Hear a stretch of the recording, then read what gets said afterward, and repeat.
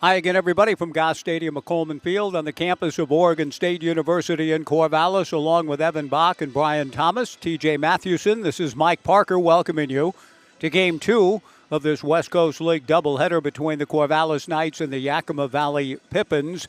The Knights took the opener 3-0. Great pitching by Peyton Risky and a drop fly ball with 2 outs in the bottom of the first inning with the batters going on contact. A routine fly to right was dropped. The Knights scored 3 unearned runs and made those runs stand up in a 3-0 win. Yesterday, the Knights played a game at Dick McLean Field at Lynn Benton Community College in Albany. Albany Day. For one day, the Knights were the Albany Log Rollers. They were defeated by the Yakima Valley Pippins in 11 innings. But the work of Tyner Horn, the starting pitcher for the Knights yesterday, was magnificent. Ty joins us next to share his story before we get to the starting lineups and first pitch of Game 2 for this rubber game. It's a doubleheader, and this twilight affair, a twilight doubleheader, an old-fashioned baseball phrase, will be the rubber game between the Knights and Pippins. But next, a conversation with Ty Horn, Nebraska, from Wichita State. We'll share that story next after this 2-minute break on the Knights live stream and Joe Radio.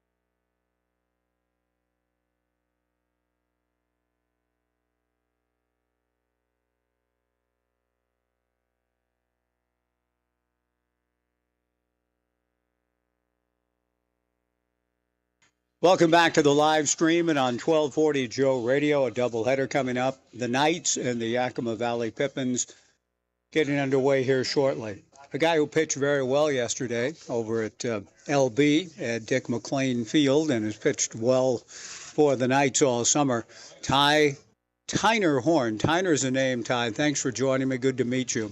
Tyner. I've never really seen that before. Which do you, where'd the name come from, but which do you prefer? I prefer Ty mainly because that's just what everybody calls me because it's short and it's easier to spell.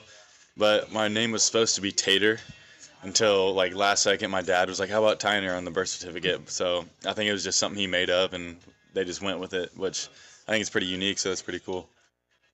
It is unique, but Tater would have been pretty unique too. Where would that have come from in your mom and dad's mind? Oh, I don't even know. I don't think I could have been a pitcher. I'd have to be a hitter there. But yeah, I think Tater would have been cool too. But yeah, they definitely thought of some unique names. I mean, my mom's name is Shasta, which is pretty unique. My dad kind of drew the short straw with Aaron. Pretty generic, but yeah, that's pretty much. Well, Tyner's a very unique name. Shasta. Tater. Now, tater is a term I first heard back in 1966. The Red Sox had a first baseman named George Scott who said, I'm going to hit a couple of taters today. I don't know if he originated it, but it's always been associated with home runs. So You've been associated with great pitching, and I thought you were really good yesterday. Tell me just about how you're feeling about your stuff, how your summer's going so far. Yeah, so I was sent here to definitely just become more pitchable and have that pitchability part of the game, and it's definitely helped seeing more batters and seeing, like, especially these high level guys that we're facing. I mean, they had 3 UCLA batters yesterday, which is really cool to face, and just being able to dominate those guys is really helping me figure out how to throw to these other college hitters. So What are the pitches you brought with you, your repertoire, and what is it you've been working to kind of shape and develop this summer? yeah, so the fastball, that's been there. Curveball is just more of like location and where to throw it, but the changeup definitely was something that I came here to work on. Just know when to throw it and know how to throw it at what point of or at bat and stuff like that. Ty Horn joining me on the pregame show. How is the feel for the change coming? Do what? How is the feel for the changeup? It's kind of a feel kind of pitch. Yeah. How's that coming along for you? It's really like, so basically when we get to 90 feet during catch play, I'll throw it just for the feel piece, like you said. But like definitely just feeling for it in game is a lot better than it was when I first got here, and it just keeps developing over time, which is what I wanted to do. It looked to me, and it's hard for me. The reason I'm a broadcaster is I could never recognize spin or pitches as a baseball player or throw them. So I'm not 100% sure how many you threw yesterday, but it struck me as you threw some good ones yesterday. You had command in different counts with your change. Was that accurate? Yes, sir. Yes, sir. I mean, just keeping guys off balance was kind of the goal. So mixing it up and at the right time. I mean, I trust Cole Stringer, our pitching coach. So yeah, whatever he calls, I'm going to throw. And if he's also gave me the green light to shake. So sometimes I screw myself over to shake. Sometimes it helps me, but yeah, I trust Cole. Ty, tell me a little bit about your journey here. Then I want to talk to you about being recruited out of high school and then the portal and how the two compare. But what about coming to Corvallis? How did the opportunity to become a Corvallis Knight come about?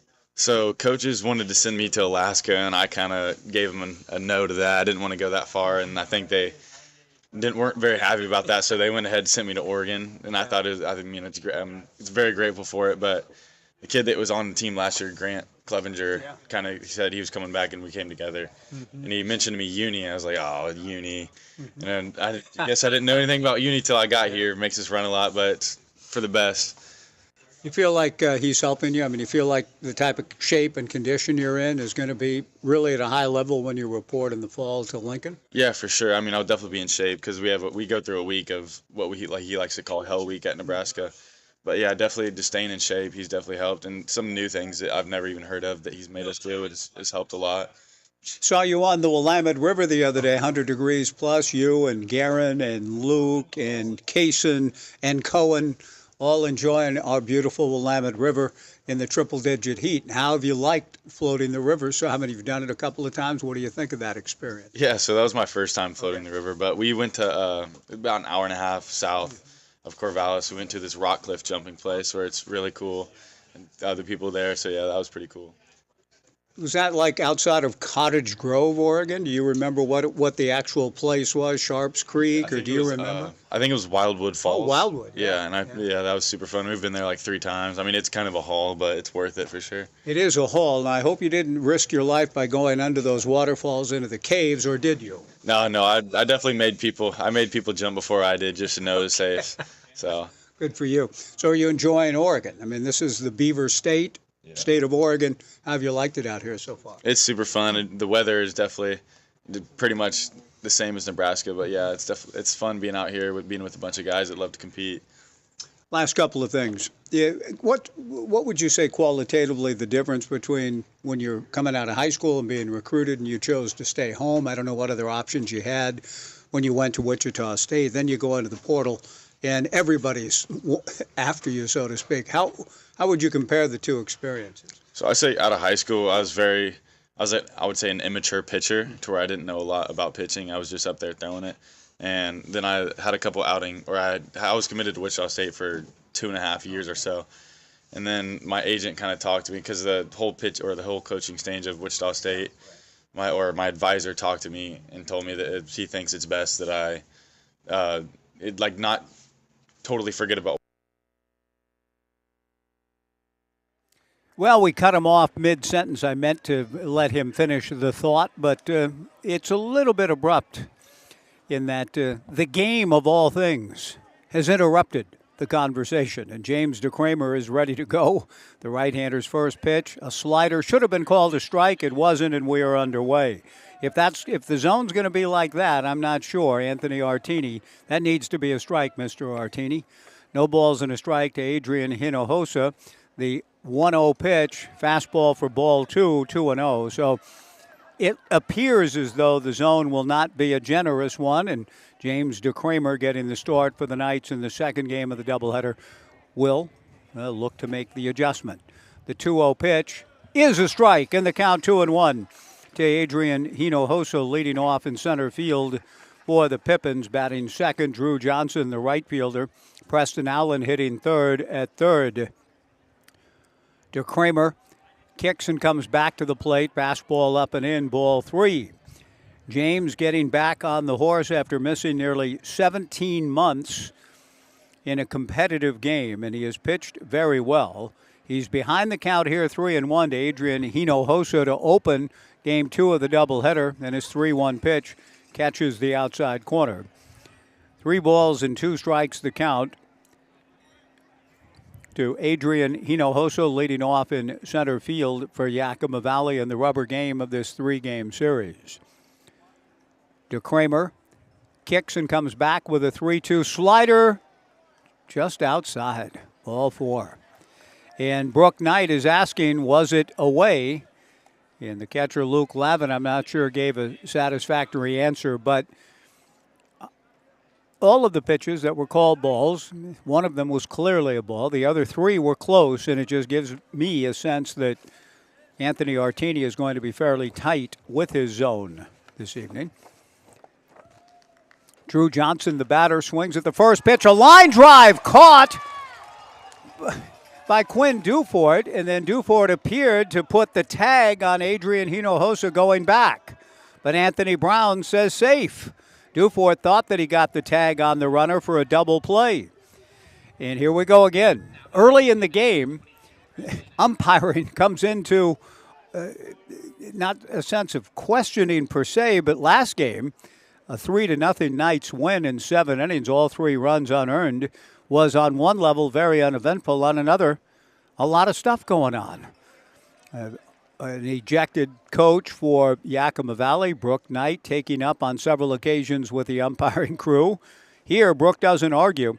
Quinn Dufort made a good catch on the line drive and appeared to have tagged Hinojosa, but Adrian able to avoid the tag, get back to the bag.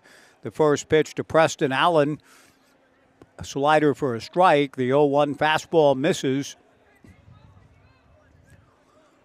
1 ball and 1 strike to Preston in the 3-hole at third base for Yakima Valley.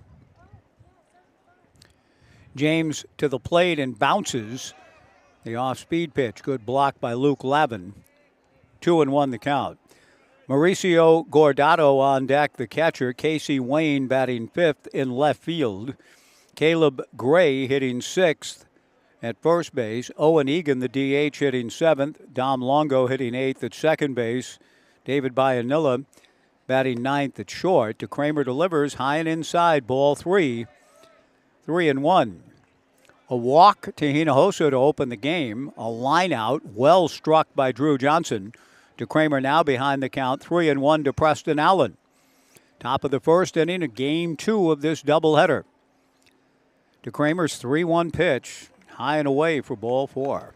An inauspicious beginning for James DeCramer. With 2 walks here in the top of the first, he will do what he can to kind of find himself.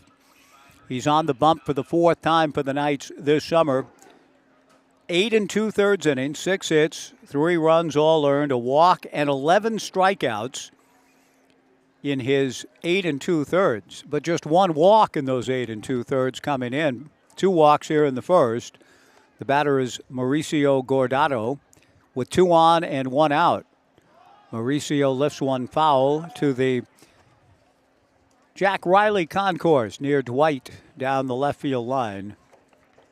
No balls and 1 strike to Gordato. Top of the first inning, 2 on and 1 out in the series finale.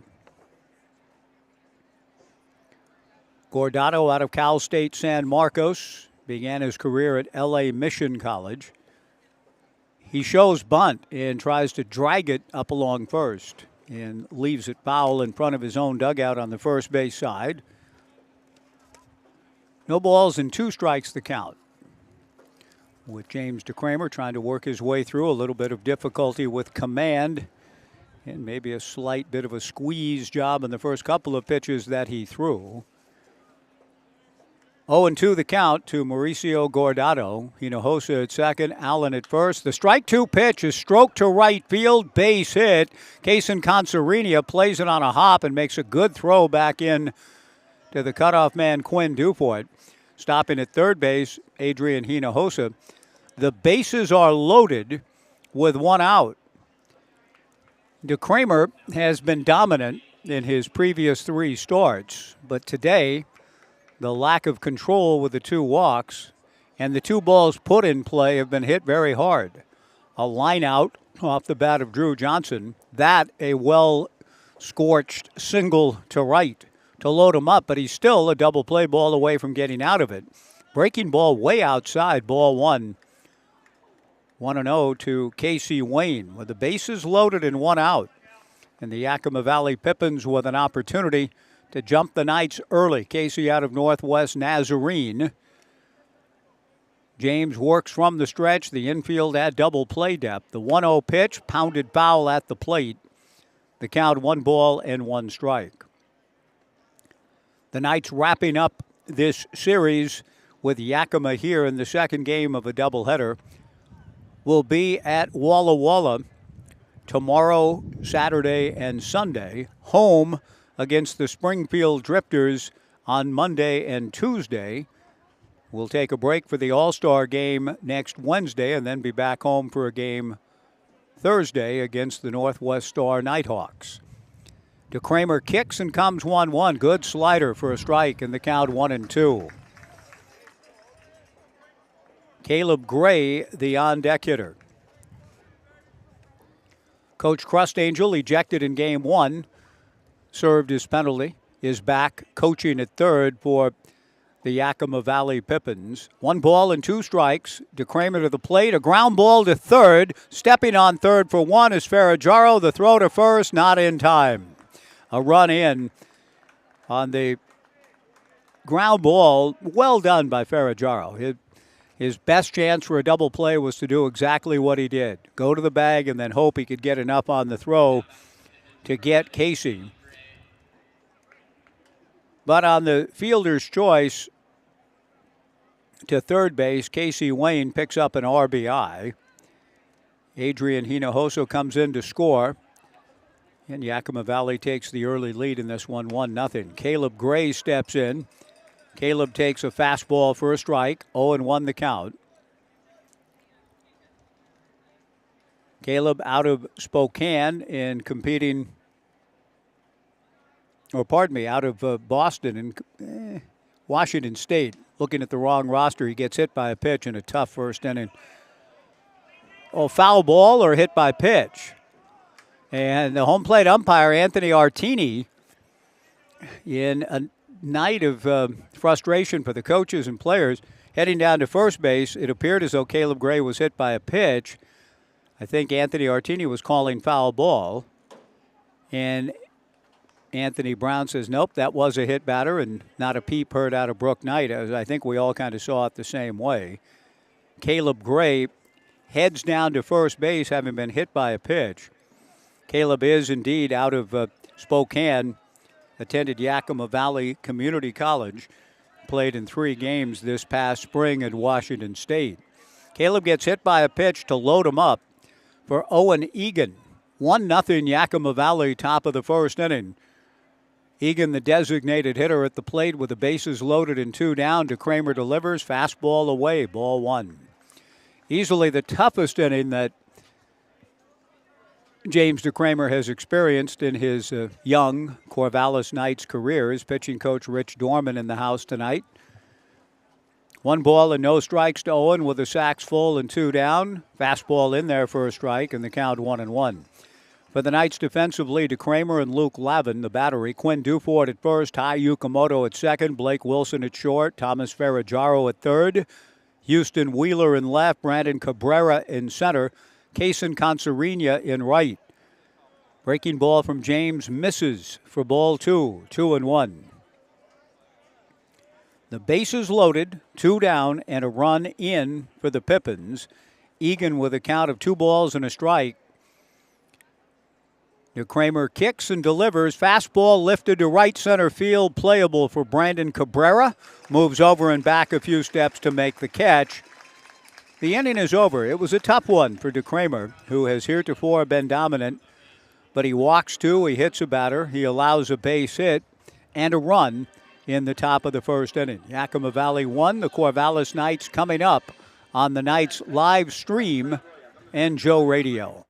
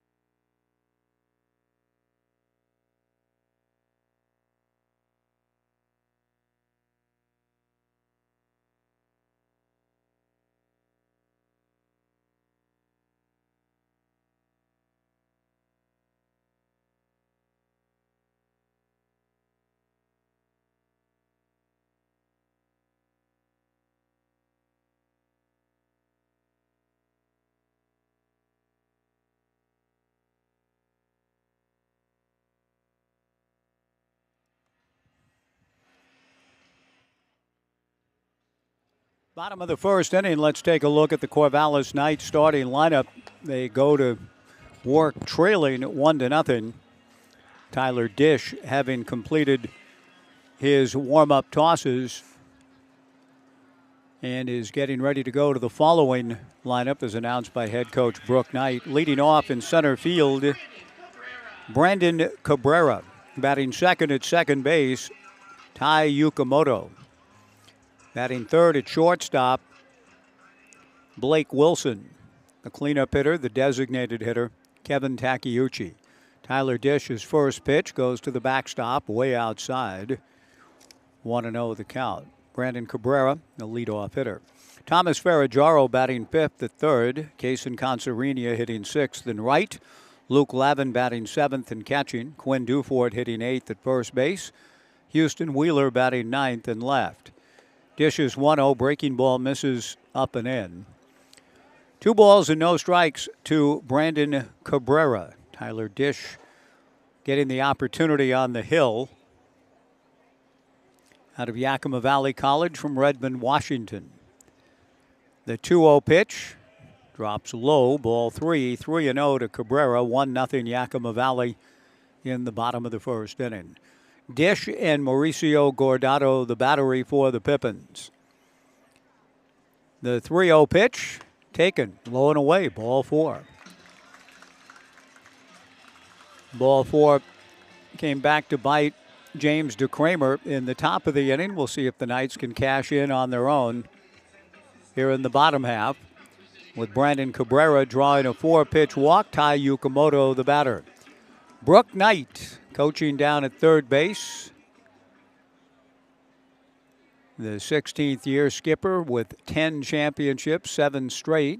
Turns Yukamoto loose, doesn't ask Ty to bunt, down 1-0 here in the bottom of the first. At least not on the first pitch. Ty takes high and away, ball 1. 1-0 Yakima Valley, bottom of the first inning. Yukamoto 2 for 3 and scored a run in the opener. Stole home yesterday. The Pippins pitch out on a 1-0 pitch The throw down to second base is not in time to David Bianila. And a stolen base indeed in the books for Brandon Cabrera. Brandon was looking back in. So I don't know if a sign was missed by Yukamoto, whether it was a straight steal. Brandon did look back in, but he gets the steal, brought to you by Pape Material Handling and the Corvallis Knights, and a $30 contribution to Community Outreach, Inc. as a result of that stolen base for Brandon. The 2-0 pitch is in there for a strike. The count 2-1 to Tai Yukamoto, starting this doubleheader today, hitting .295. Cabrera getting his team leading 12th stolen base. Now 12 for 15 on the summer. Yukamoto hits one foul into the upper grandstand to the left above the Jack Riley concourse. That evens the count to tie. 2 balls and 2 strikes. Blake Wilson on deck. 1-0 Yakima Valley, bottom of the first. Tyler to the plate, and Yukamoto fouls it straight back to stay alive. 2-2 the count. It was very warm throughout game 1.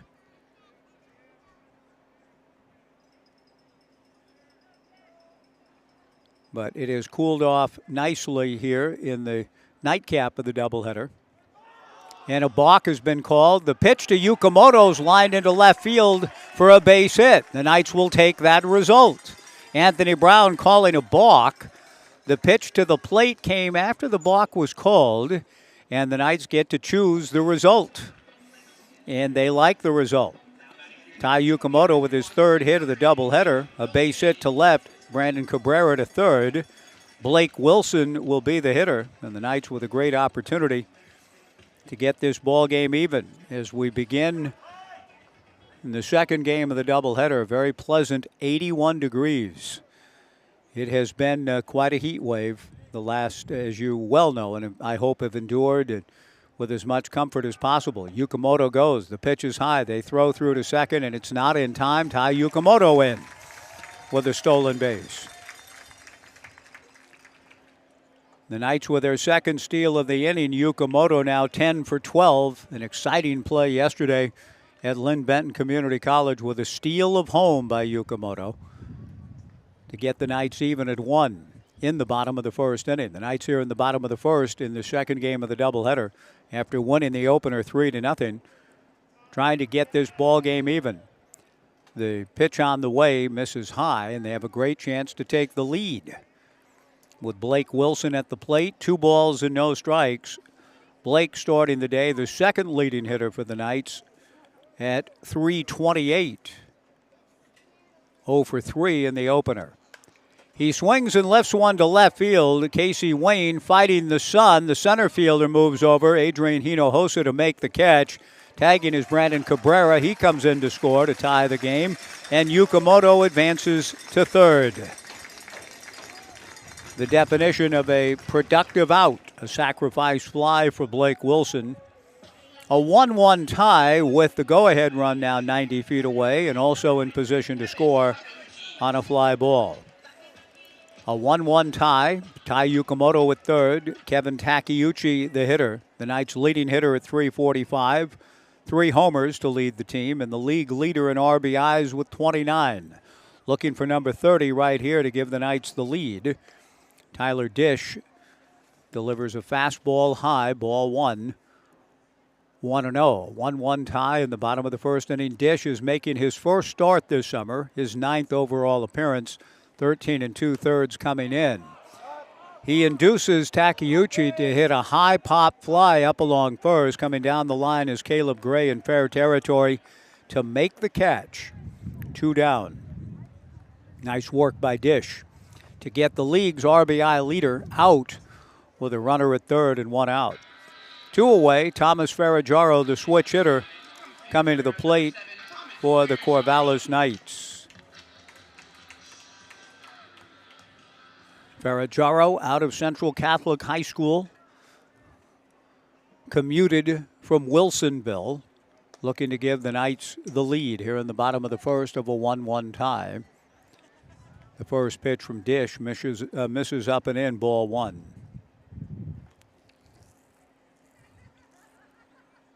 The 1-0 pitch to Thomas, just low from Dish. Ball 2.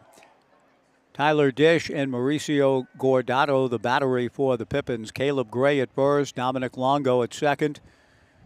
David Bayanilla, the shortstop. Preston Allen at third. Casey Wayne in left. Adrian Hinojosa in center. And Drew Johnson in right. The pitch is swung on and fouled at the plate by Ferraggiaro. That runs the count to 2 balls and a strike. Ty Yukamoto at third with 2 down in the bottom of the first inning of a 7-inning affair. The second of 2 today. The Knights took the opener 3-0. The 2-1 pitch, looking to bunt for a hit. A good bunt by Ferraggiaro. Fielded cleanly, but then the throw pulls the first baseman Gray off the bag. The ball goes over his head. Coming in to score the go-ahead run for the Corvallis Knights, Ty Yukamoto. And the Knights do lead it 2-1. It was a good bunt. And it put pressure on Dish to get to the ball in a hurry, which he did. It's going to go as a base hit.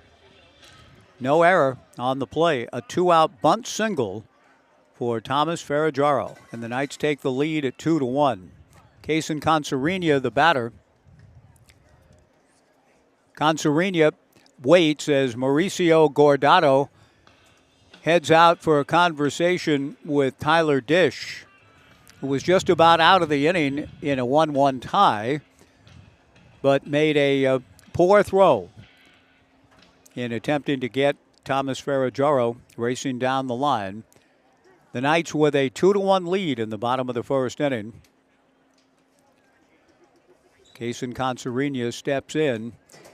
The Knights have been very aggressive in the run game. And a big lead taken at first base by Ferraggiaro. The right-hander Dish steps off the rubber.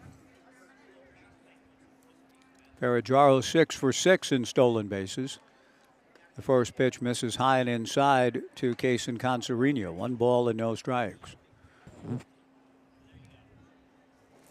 2-1 Knights in the bottom of the first inning. Breeze is blowing through our broadcast vantage point. And now Ferraggiaro going. He's picked off. The throw from Caleb Gray to the second baseman, Dom Longo, is in time to get Thomas, who's caught stealing 1-3-4 to retire the side. The Knights, though, get 2, both earned, unlike the 3 they got in the first inning in Game 1. And after 1, the Knights 2, Yakima Valley 1 on the Knights live stream and Joe Radio.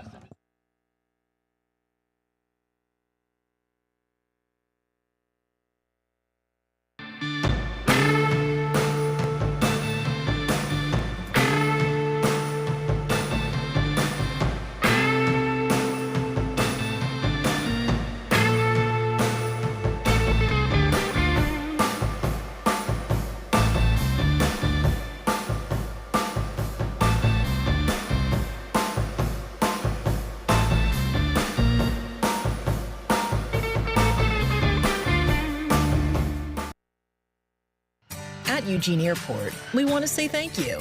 Thank you to our community for choosing us to connect you to many destinations, other cultures, your families, and friends. Thank you to our dedicated and professional staff for ensuring the airport experience is excellent. And thank you to local residents and businesses for making us who we are. We are proud to serve you, our region, and beyond. Together, we continue to grow and thrive. Thank you for flying local and for flying EUG.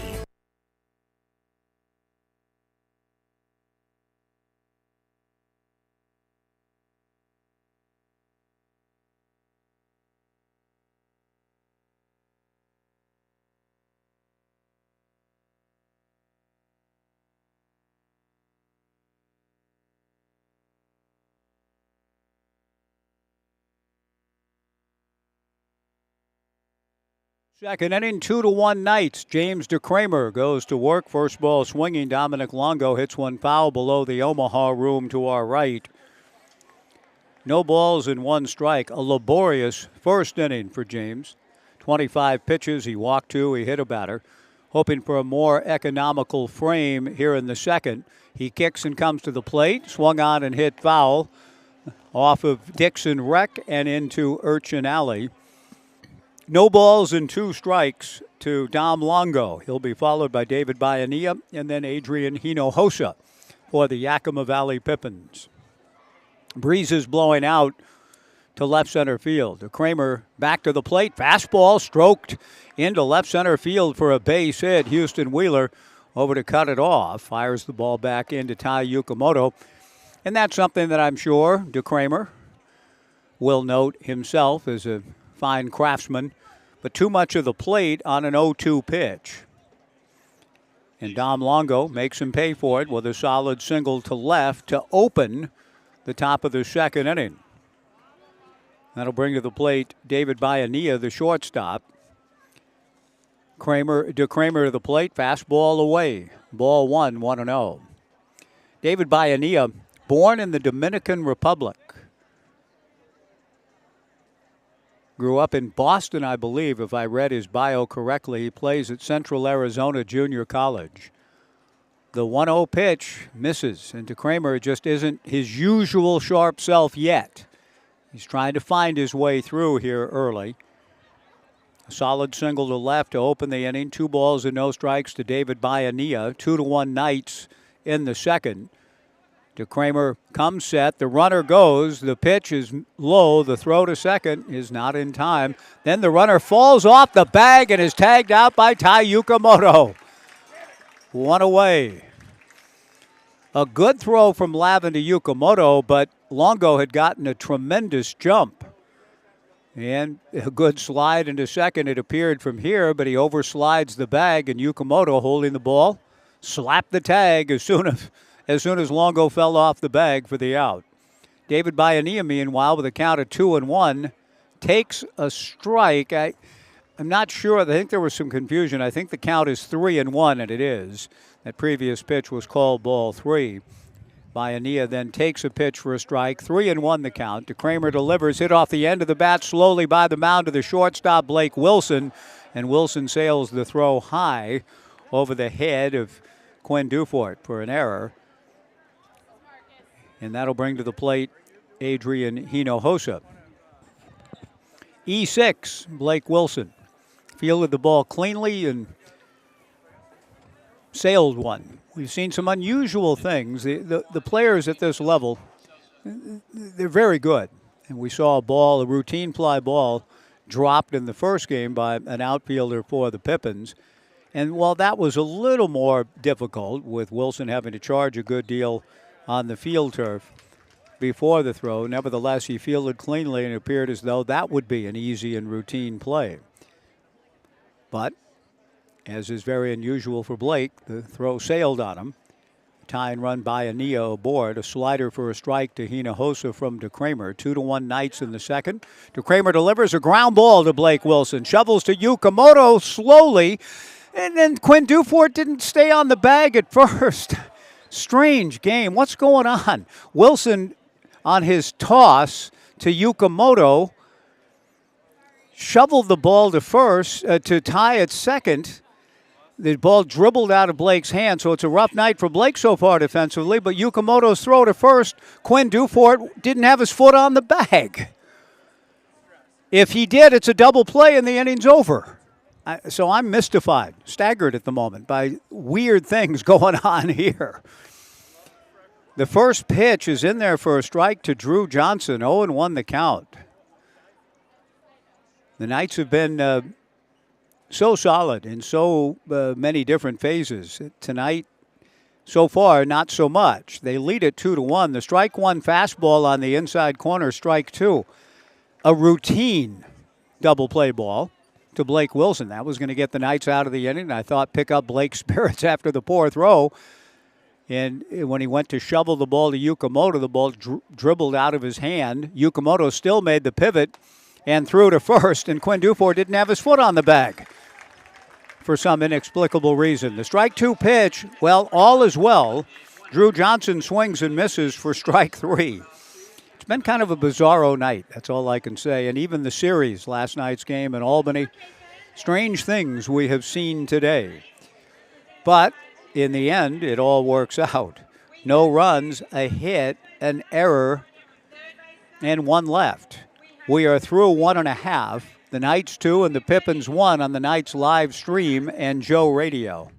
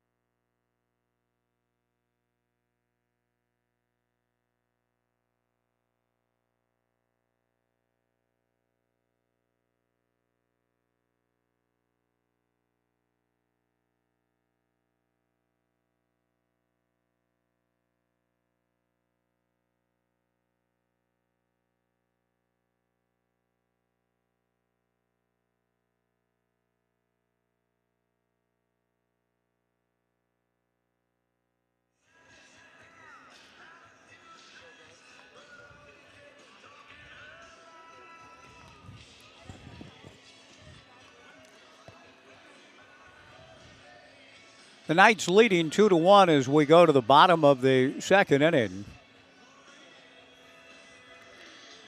Yakima Valley appears to have already made, I don't know if they've made a pitching change or this looks like a different number. I'm going to have to check with number 35. They don't have a okay. Zaid Flynn. Okay, he's in the roster that was turned in. All it says here is number 35, Zaid. And I don't see a Zaid on the official roster we were given, but we've narrowed it down to Zaid Flynn. And he throws a breaking ball over the head of Kaysen Consarinia to open the bottom of the second. Zaid Flynn takes over for Tyler Dish in the bottom of the second inning with the Knights leading 2-1. Kaysen Consarinia takes the 1-0 pitch off the plate, ball 2. 2-0 from Flynn. I'll have to do some looking up on Zaid because he's not listed in any of the literature we've been given. The 2-0 pitch just misses for ball 3. 3 balls and no strikes. 2-1 Knights, and I do not see Flynn on any of the pitching totals for Yakima Valley, so this appears to be Zaid's debut. The 3-0 pitch, a strike, and the count 3-1 to Kaysen Consarinia. Strange ball game thus far. 2-1 Knights in the bottom of the second. The 3-1 pitch is in there for a strike, and the count goes full to Kaysen at 3-2.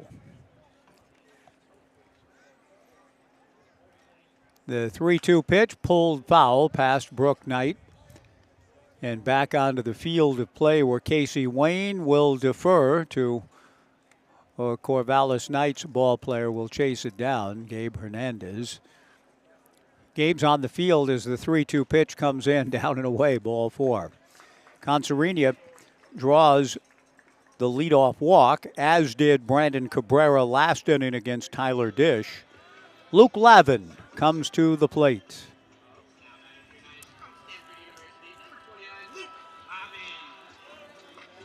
Luke, as I mentioned yesterday, among the floaters of the Willamette, I talked about that with Tyner Horn in our pregame earlier this evening.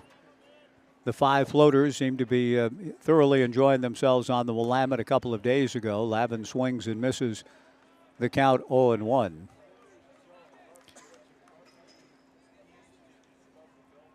Luke among the 5, including Kaysen Consarinia, Garen Rizzo, Tyner Horn and Cohen Gomez. Lavin belts one to right field. Back goes Drew Johnson, has a play and makes the catch. That ball was well stung by Luke Lavin. One of the better hit balls of the summer, but it stays in the yard, and Drew Johnson goes back to make the catch, perhaps a step shy of the warning track. One away, and Quinn Dufort, the hitter. Not quite sure what was going through Quinn's mind on that double play ball that wasn't in the top of this second inning. If he just would have put his foot on the bag and received the relay from Yukamoto after Ty's pivot, the inning would have been over on a double play. Ground ball slowly to second. The decision made by Longo to feed Bayanilla, the incorrect one, shovels the ball to Bayanilla late. And the strangeness of the occurrences continue. Quinn Dufort is aboard on the fielder's choice.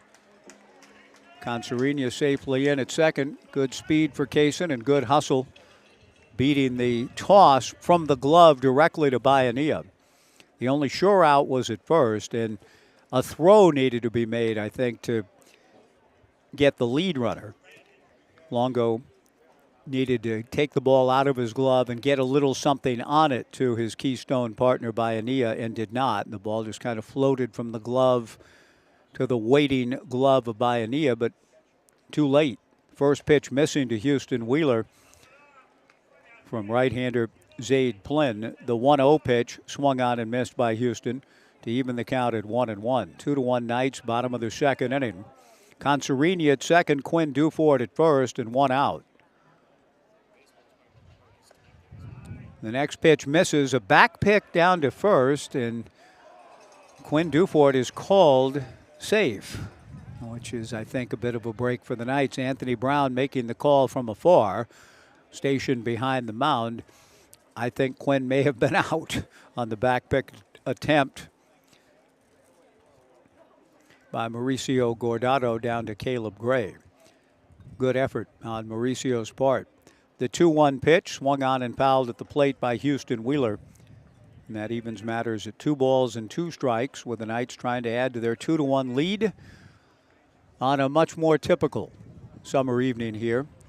July the 11th, and breezy and about 79 degrees. Breezes blowing out to left center field. A gorgeous setting and a pretty good crowd that has weathered the weather here of late. Come back out to Goss and enjoying the cool of the evening here at the ballpark. 2 balls and 2 strikes with 2 on and 1 out in the bottom of the second. Wheeler with a protective hack lifts one foul off to the left and into the upper grandstand above the Jack Riley concourse. The count remains 2 balls and 2 strikes. The Knights leave for Walla Walla tomorrow morning. A 3-game series with the Sweets. Home on Monday against Springfield. Monday at 6:35, Tuesday at 6:35. And how about the news from yesterday? The pitch to Wheeler misses and the count goes full to 3-2. The West Coast League All-Star Game next Wednesday night from Bellingham to be televised by the MLB Network. That is big time. The 3-2 pitch to Houston, high and away for ball 4. Houston Wheeler drawing the walk to load the bases for Brandon Cabrera.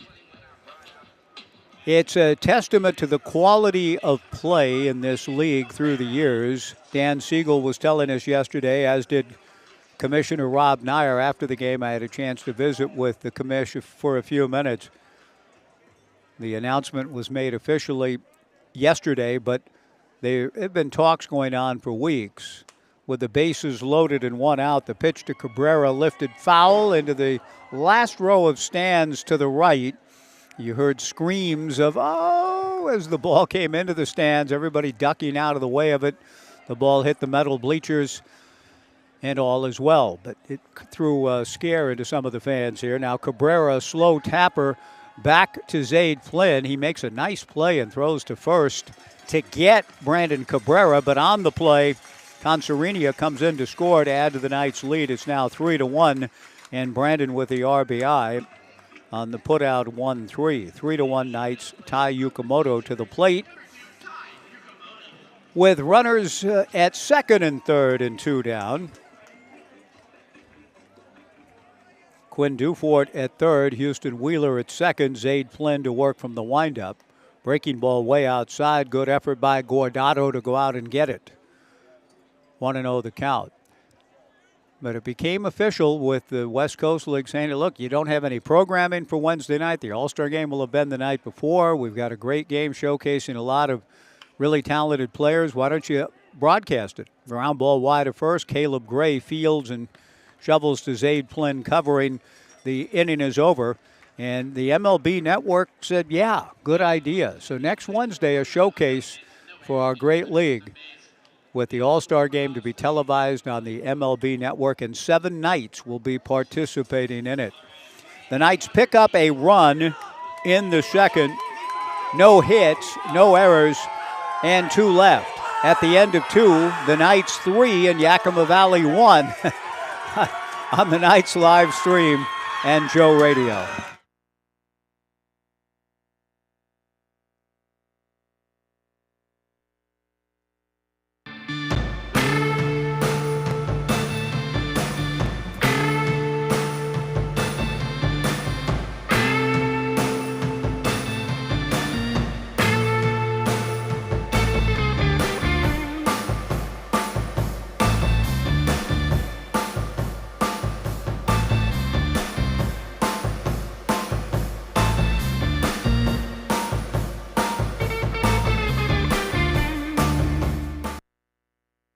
Looking for the latest news that you can trust? Subscribe to the Gazette-Times, your go-to source for in-depth journalism and breaking news. From local stories that impact your community to consistent updates to your Beavers and Knights, the Gazette-Times has it all. For only $1 for 3 months, enjoy unlimited access to our e-edition, unlimited articles on GazetteTimes.com and our mobile app, and free access to newspapers.com archives. Subscribe today and join the Gazette-Times community.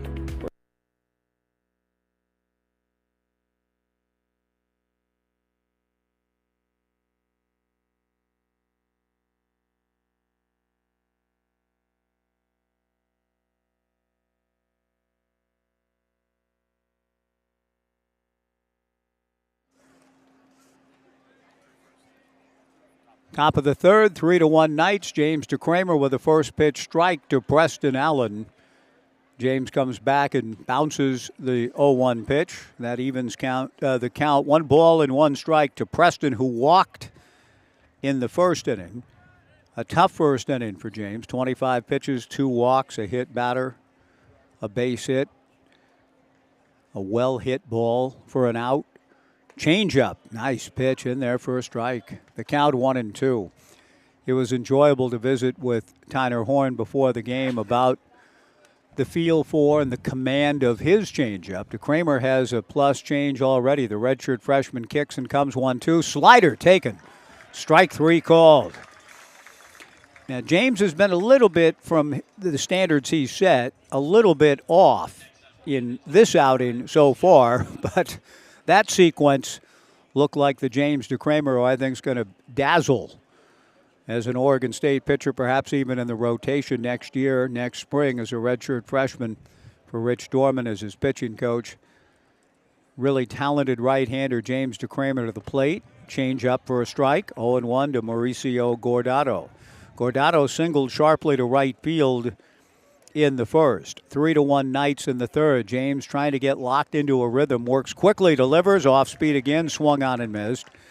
He's ahead to Guardado, no balls and 2 strikes with Casey Wayne on deck.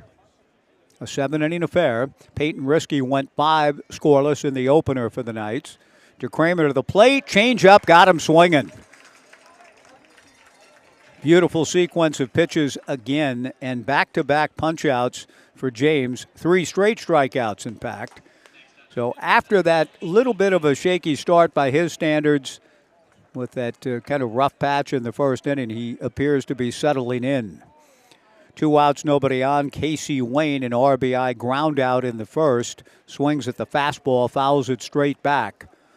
No balls and 1 strike. For replacement glass or new vinyl windows in your home, call Smith Glass. Located in Corvallis and Albany, Smith Glass is a leading residential and commercial glass service for the Mid-Valley. Longtime partner for the Knights. Smith Glass on the cutting edge since 1945. The strike 1 slider from Casey Wayne is in there for strike 2. He's a strike away from fanning the side. 2 outs, nobody on. 3-1 Knights in the third. DeCramer to the plate, a slider, a check swing. Did he? Oh! No swing! No swing! That's unbelievable!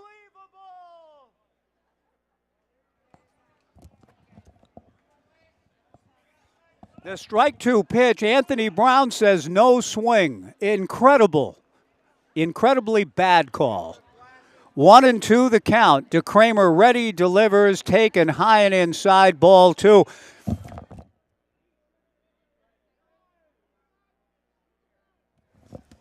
Two balls and 2 strikes. Unbelievable miss. That the home plate umpire didn't call it on a swing. Then Brown says no swing. The 2-2 pitch fouled at the plate. I feel bad for DeCramer. He struck out Casey Wayne easily. One of the easiest calls of the summer of 24, even the summer of 69 and Bryan Adams. Whatever summer you favor, that was one of the easiest summer calls in the history of baseball.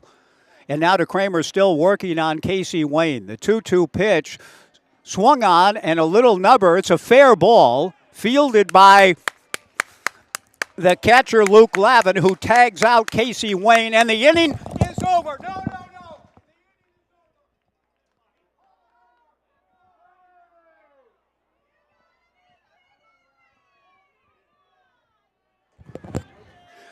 Lavin didn't leave the box, or Lavin left the catcher's box. No foul ball was called by either umpire. Casey Wayne didn't run out of the box. Luke Lavin jumped out of the catcher's box, picked up the ball with no call being made. Lavin tagged out Casey Wayne, and the out, I believe, is recorded. Now, the umpires are going to get together. If Casey Wayne survives this, he is a true survivor, because he's already struck out flailing at a ball on a big swing and a miss. He knows he should be out. Everybody in the ballpark except the 2 umpires know Casey Wayne should be out. Now the umpires get together, and I'm glad to see James DeCramer and Casey Wayne having a philosophical conversation about it all. If the umpires have their wits about them, they say, we missed the swinging strike, so maybe let's just go ahead and call them out. Now, that wouldn't be a proper reason. If either umpire had it as a foul ball ultimately, then they should call it foul. But James DeCramer has struck out Casey Wayne. He's gotten him to hit a little nubber for an out, and he may have to try to get him a third time. And it's going to be a foul ball, and Casey Wayne stays at the plate, and DeCramer will continue.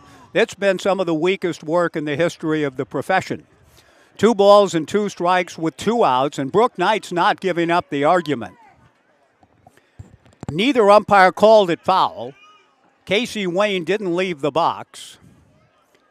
And after the 2 got together, they decide to let Casey Wayne stay on the grounds that it was a foul ball. And now Brooke Knight is on his way to talk to Anthony Brown about how did you have it foul if you didn't have it foul? And what is it that he said to you that changed your mind? Now, how did you come up with not calling a foul ball in the original call? And the thing is, Casey Wayne is already struck out. This inning should be long over. And yet he's still up there with a count of 2 balls and 2 strikes and 2 outs, with the Knights leading 3-1 in the third. And DeCramer taking a few warm-up tosses with his battery mate Luke Lavin as Brooke continues the conversation with this embattled crew. Right now he's talking to Anthony Brown. There was a lot of contentiousness last night over in Albany, and I think Brooke is giving up the argument reluctantly, and Brooke heads back into the dugout. If DeCramer doesn't get Casey Wayne here, if Wayne doesn't make an out, then indeed the charmed life of Casey Wayne should be a case study. The 2-2 pitch on the way outside, ball 3, 3-2. DeKramer goes to the rosin bag, looking from an 0-2 count to work at 3-2 to try to get Casey Wayne out for a third time in this sequence. 3-2 and 2 down. The 3-2 pitch on the way, a fly ball to right field, and this is going to get by Kaysen Consarenia all the way to the base of the fence. Into second base goes Wayne. He's on his way to third. The relay from Blake Wilson to third is not in time.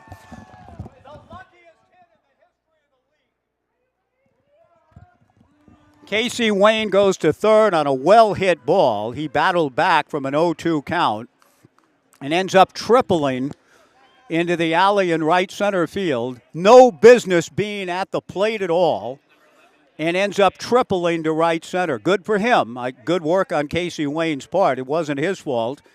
The young man out of Northwest Nazarene, that the umpires didn't see that he took nearly a full hack at the pitch that should have gotten James DeKramer out of the inning.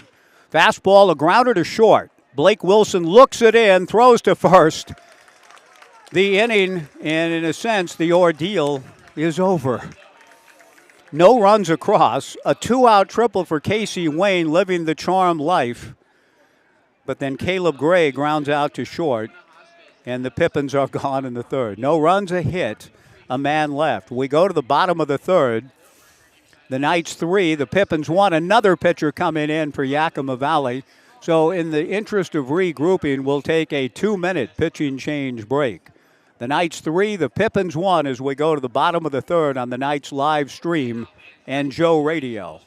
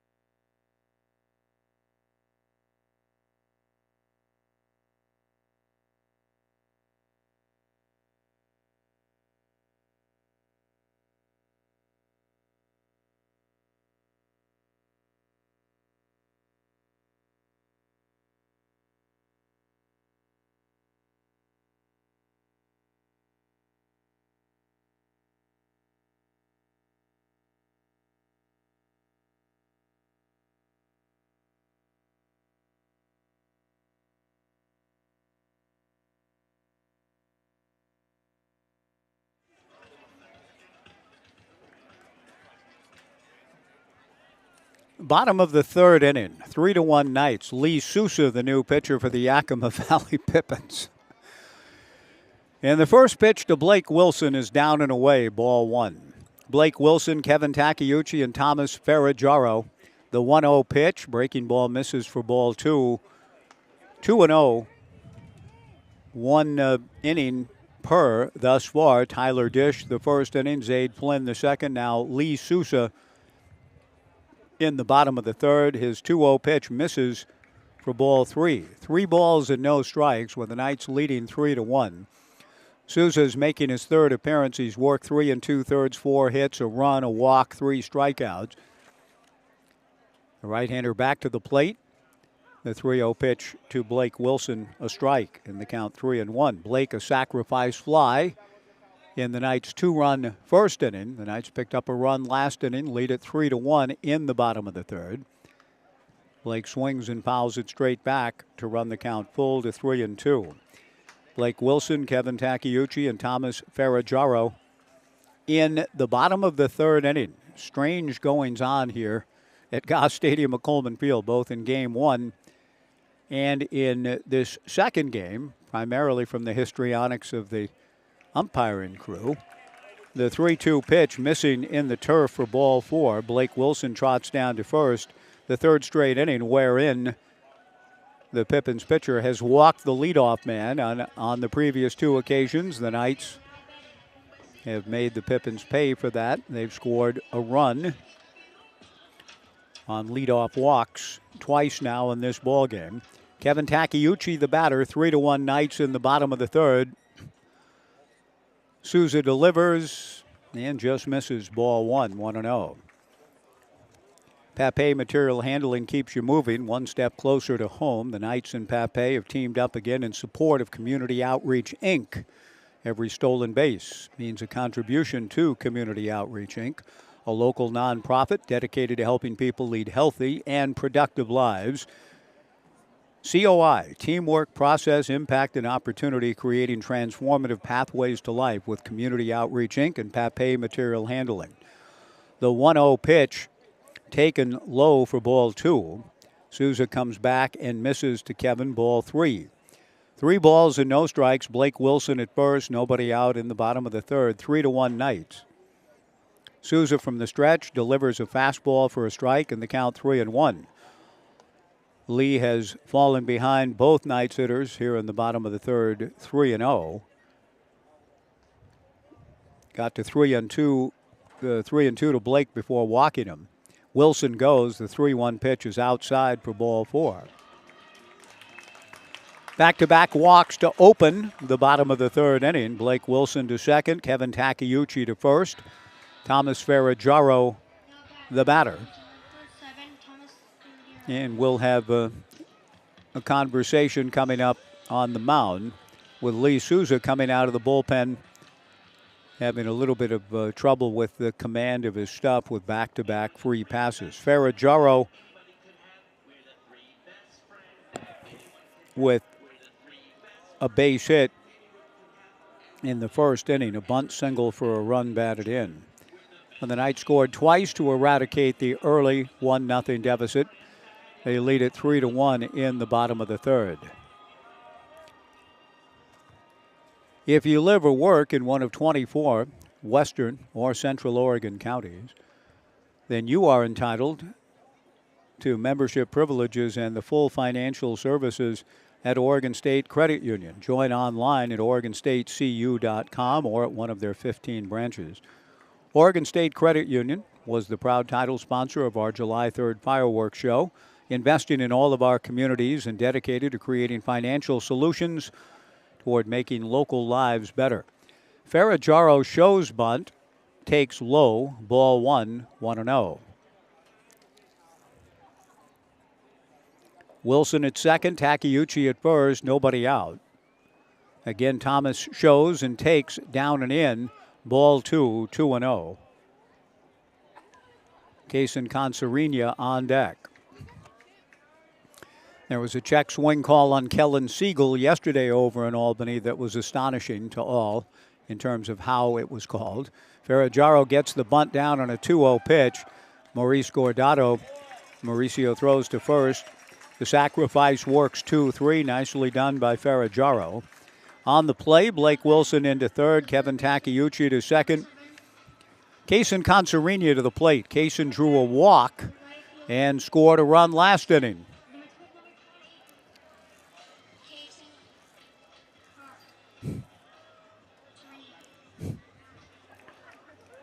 The infield instructed by Coach Crustangel to play in on the edge of the green. With the Knights looking to take command of this ball game. They're up 3-1 in the bottom of the third of just a scheduled 7-inning game. Lee Souza will work out of the stretch, delivers low and away, ball 1 to Kaysen. Consarina walked and scored in the opener. The Knights winning that first game earlier today 3-0. The infield all in for the Pippins. Breaking ball misses for ball 2, 2-0. Souza has had difficulty, and he's in fact done. He walked the first two batters, went 2-0 on Ferragero and got an out on the sacrifice, and Lee just not able to find the strike zone, and Coach Crustangel will make a pitching change here. With runners at second and third, the Knights leading 3-1 in a 2-ball, no-strike count to Kaysen Conserina. Luke Lavin is the on-deck hitter. We'll see a right-hander coming in for Lee, who just could not find the strike zone. So a new pitcher coming in for Yakima Valley. We'll take another 2-minute pitching change break. The Knights trying to add to their 3-1 lead in the bottom of the third. Back in 2 on the Knights live stream and Joe Radio.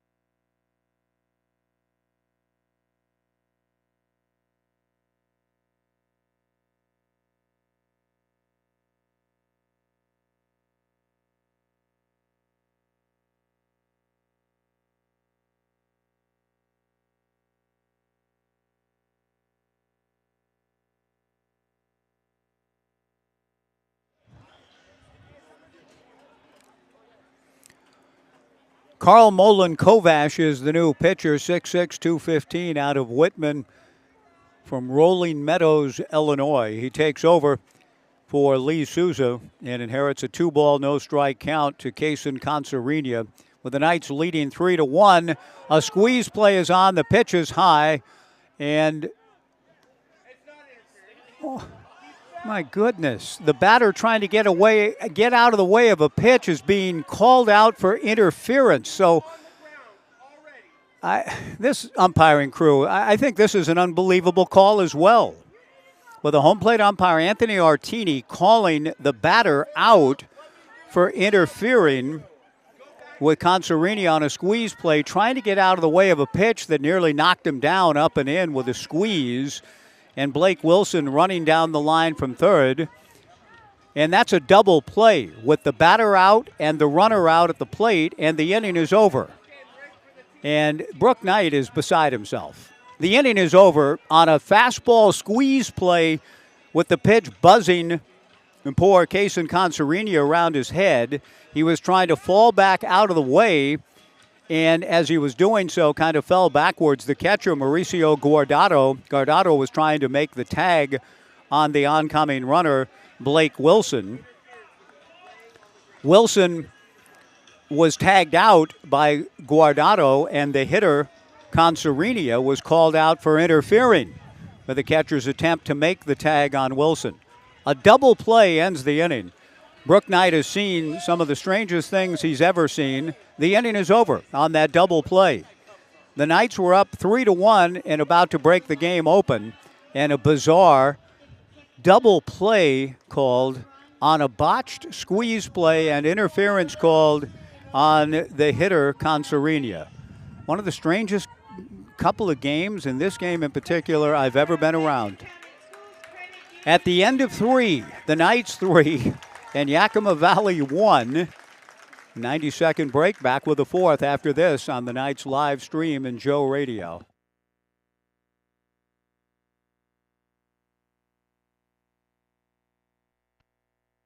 Airport, we want to say thank you.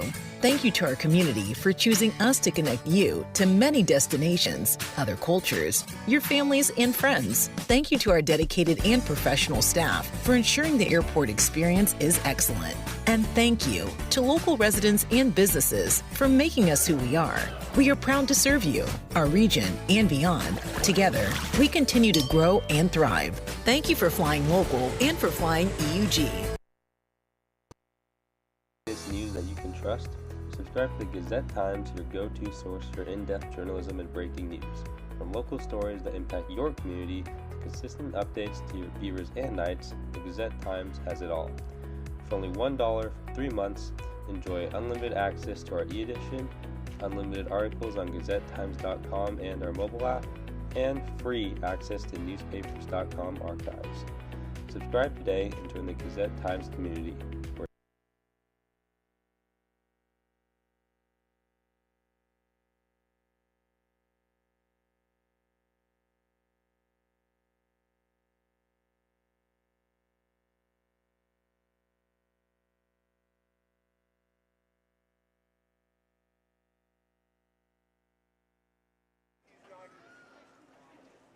Through 3 rather bizarre innings, the Knights 3 runs, 2 hits, and 1 error. Yakima Valley 1 run, 3 hits, and no errors. James DeCramer to the 4th, missing with the first pitch to Owen Egan. An unsettling kind of night.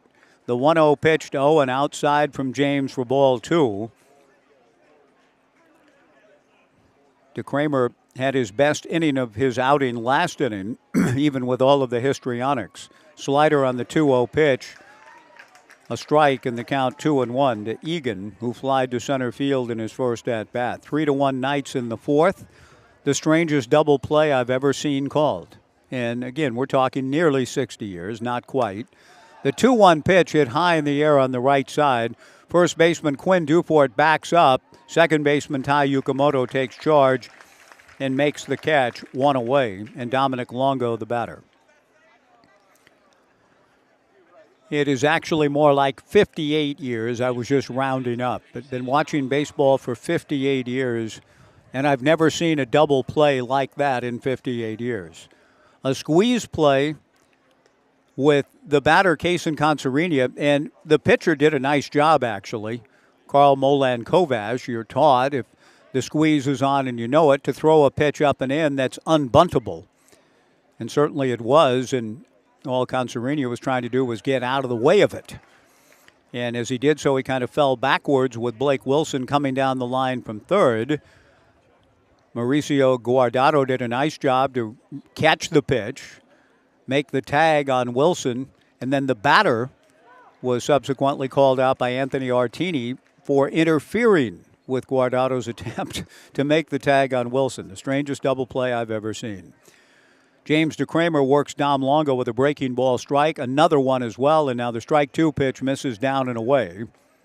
1-2 to Dom Longo, who singled to left field on an 0-2 pitch in his last at-bat. This time DeCramer threw one out of the zone. He's leading 3-1 in the 4th. The 1-2 fastball just missed, and the count 2-2. DeCramer thought he'd hit the corner. Luke Lavin trying to frame it up. The pitch just off the plate. 2 balls and 2 strikes with 1 out in the 4th, 3-1 Knights. James back to the plate, check swing on the breaking ball, tap foul in front of the Pippins dugout.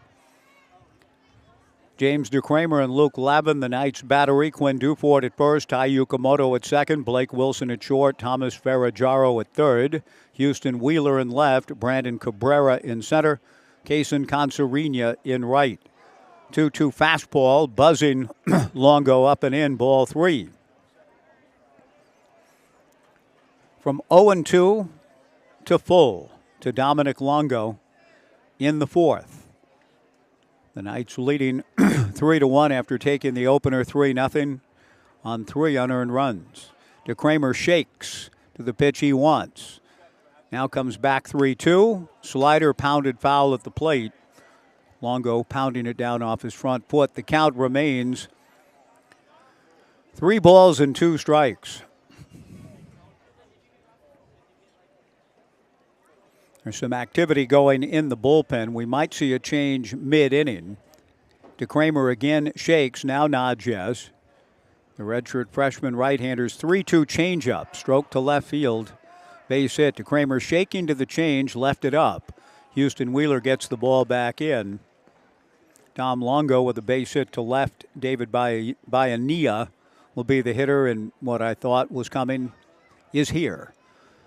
A mid-inning pitching change will be made. Brooke Knight will go out and get James DeCramer, who has hit his pitch limit.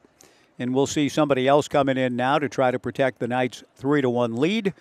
James DeCramer, for him, and by the standards he set in his early outings, a bit of an uneven performance tonight, but such a talented young man who has great days ahead as a pitcher at Oregon State, getting to taste Goss Stadium at Coleman Field with the Corvallis Knights this summer.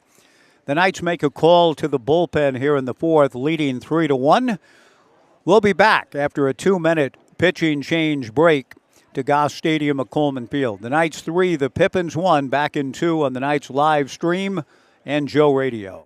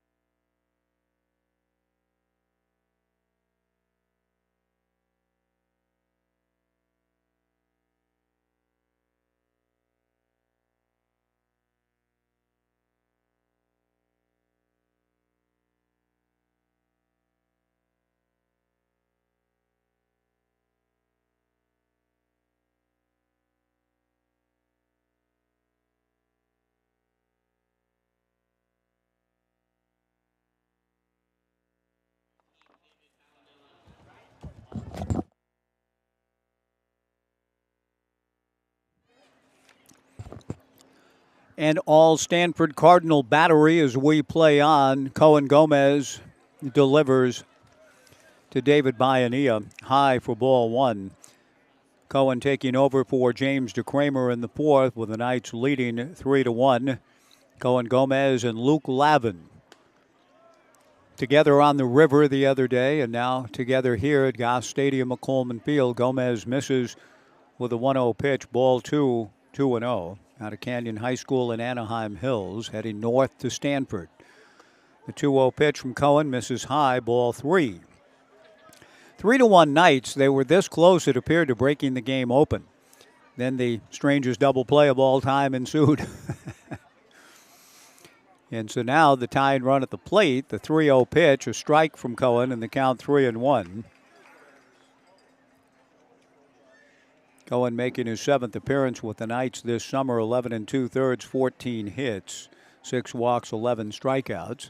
The big right-hander to the plate, swung on and missed by David Bayanilla.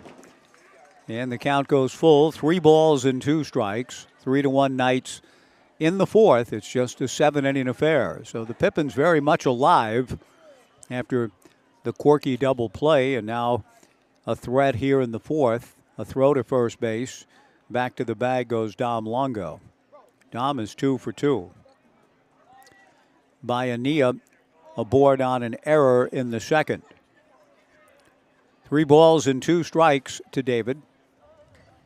Cohen to the plate, fastball. He came back to get him, strike 3, 2 down. Swung on and missed. Good pitch from Cohen Gomez. And that'll bring Adrian Hinojosa to the plate.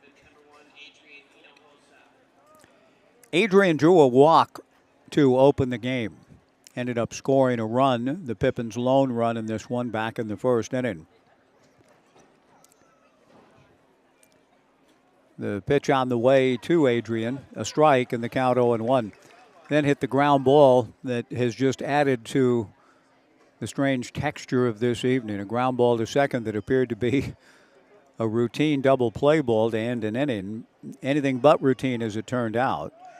There goes a runner. The 1-0 pitch is outside. The throw to second is in time for the out, and the inning is over. Great job by Luke Lavin, firing the ball to Tai Yukamoto to nail Dom Longo attempting to steal. And that's it for the Pippins here in the fourth inning. Good job by the Stanford battery. Cohen Gomez, Stanford bound. Luke Lavin, who did not have a great series against the Beavers here in the spring, looking good tonight. Good catch and throw to get the inning over with. And we go to the bottom of the fourth. The Knights 3 and the Pippins 1 back in 90 on the Knights live stream and Joe Radio.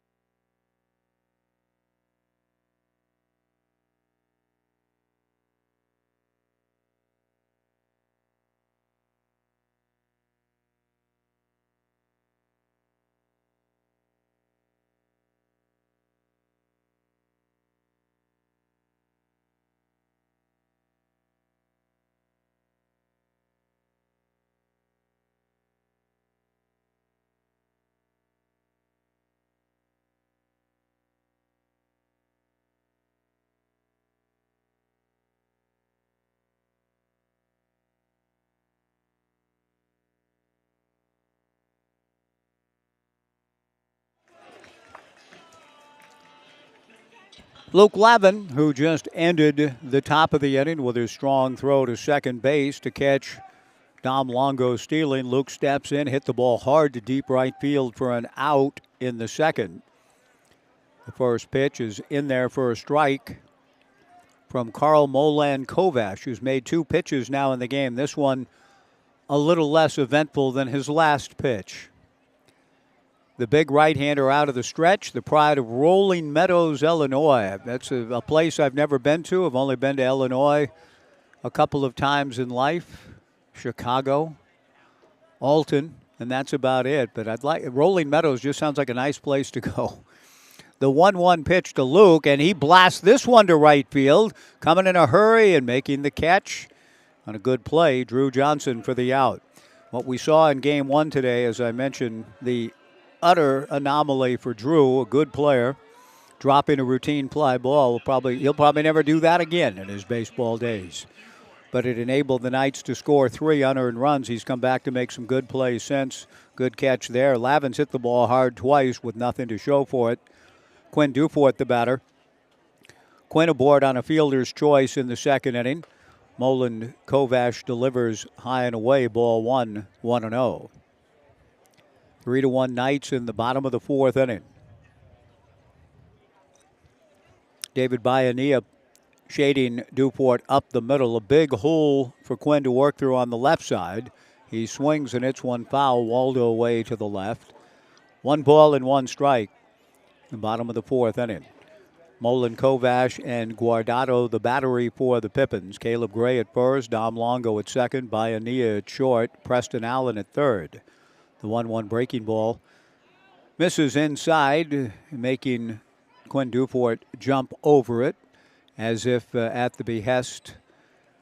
Spider do a little dancing, and that didn't end well for Spider. 2 balls and a strike. Tommy was a little wild, wasn't he? The 2-1 pitch, fastball and a good one from Carl Molin Kovash on the inside corner for strike 2. 2-2 the count with 1 out. Casey Wayne in left, Adrian Hinojosa in center, and Drew Johnson in right. Hinojosa still in some bright sunshine out in center field, but the evening indeed cooling off nicely. The 2-2 fastball to Quinn is high and away, ball 3. 3-2.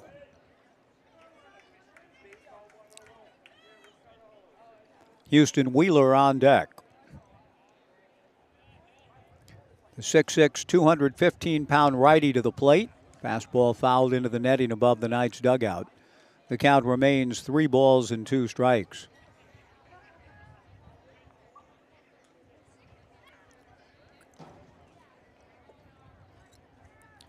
Molin Kovash, again from the stretch position with nobody on, delivers the 3-2 pitch, low and inside. Ball 4. Nice plate appearance for Quinn. Houston Wheeler, who drew a walk in the 2nd inning, will come to the plate.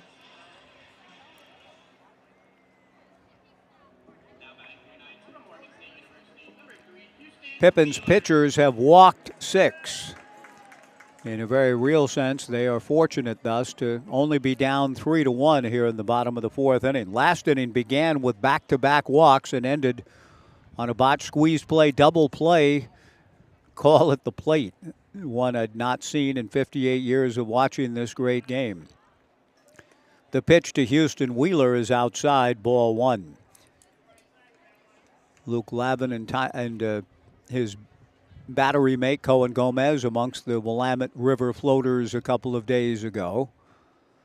The 1-0 pitch, low and inside, ball 2. I was really surprised, pleasantly surprised in our pregame conversation with Ty Horn to say that he and the guys have been to Wildwood Falls a couple of times. 2 balls and no strikes to Houston Wheeler. Dufort goes. The 2-0 pitch on a hit and run is swung on and missed. The throw to second to Bayonia. First was called safe, and then Anthony Brown said the Dufort fell off the bag and Bayonia applies the tag. The second such play we've seen like that, 1 for each team. 2 down. Dufort caught stealing 2-6. The count 2 balls and a strike to Houston Wheeler. It was a hit and run play. Houston tried to swing protectably and did.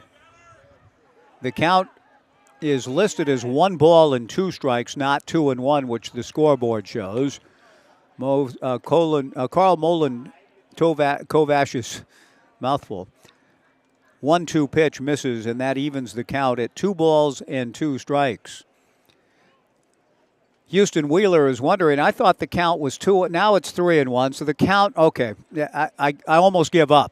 The count is 3-1, but the umpire said it was 1-2, now it's 3-1, and now the 3-1 pitch is ball 4.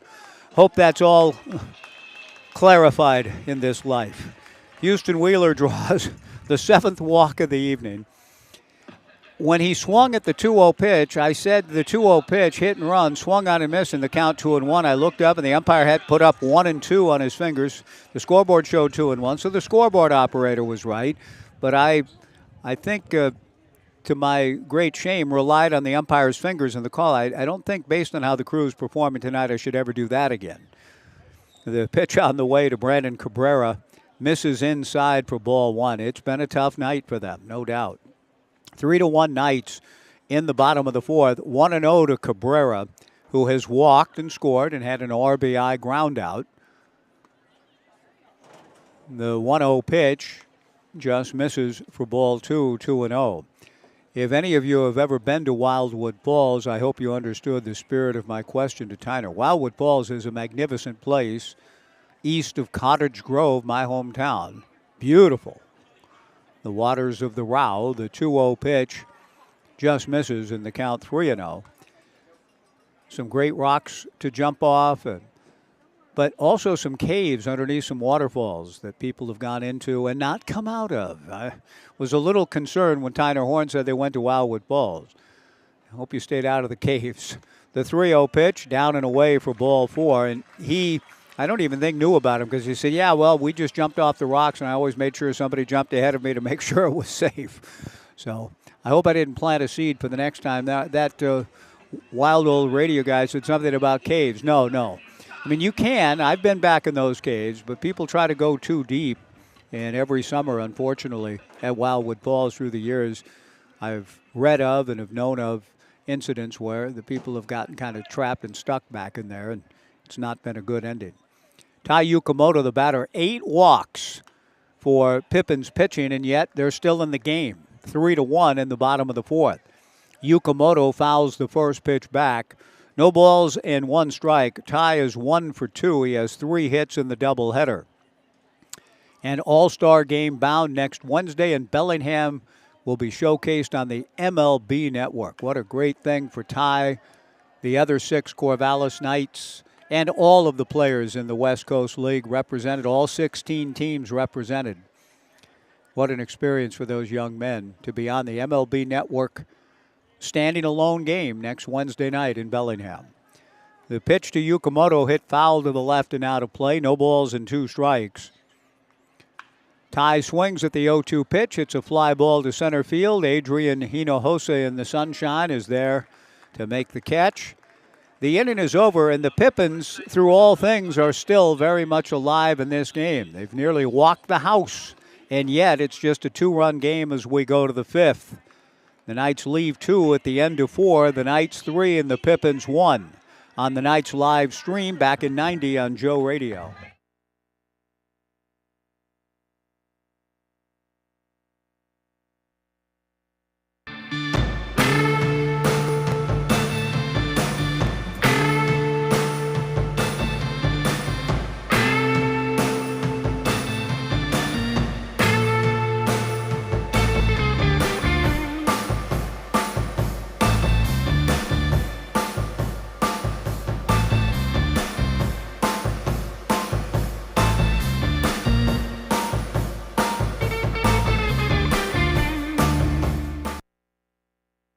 Hey Corvallis Knights fans, looking for an amazing deal?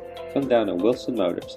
Visit us today and get free tickets to Wilson Motors Night with the Corvallis Knights on July 24th.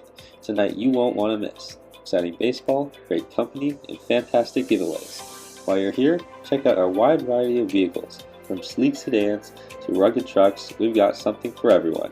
Wilson Motors, your one-stop shop for unbeatable deals and unforgettable nights. Hurry in and score your tickets today at Wilson Motors on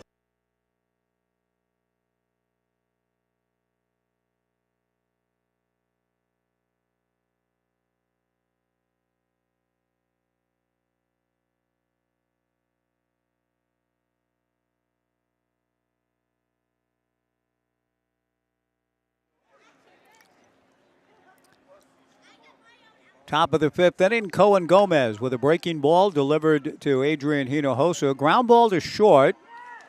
Picked up by Blake Wilson. Fires a strike over to Quinn Dufort. Low in the zone as far as the strike goes, and Quinn goes down to get it. 1 pitch, 1 out for Cohen in the top of the 5th inning, with the Knights leading the Yakima Valley Pippins 3-1. When you visit Corvallis, we encourage you to stay at your locally owned Best Western Corvallis, the official hotel partner of your Corvallis Knights. Cohen to the plate, breaking ball away to Drew Johnson. 1 ball and no strikes to the left-hand hitting right fielder is lined out and struck out, both against James DeCramer. The 1-0 off speed swung on and missed. 1-1 the count. Best Western is the official hotel partner of your Knights, close to Goss with the largest hotel rooms in the city and an outdoor heated pool wherever life takes you. Best Western is there. Fastball fouled at the plate. Cohen Gomez ahead of the count. 1 ball and 2 strikes in the top of the 5th inning. The Knights leading 3-1. Yakima Valley pitchers have walked 8. 1 in the first, 2 in the second, 2 in the third, 3 in the fourth, and yet the Pippins still very much alive in this one. The 1-2 pitch, a high pop-up on the left side. Shortstop Blake Wilson calls, makes the catch. 2 down. Preston Allen will come to the plate.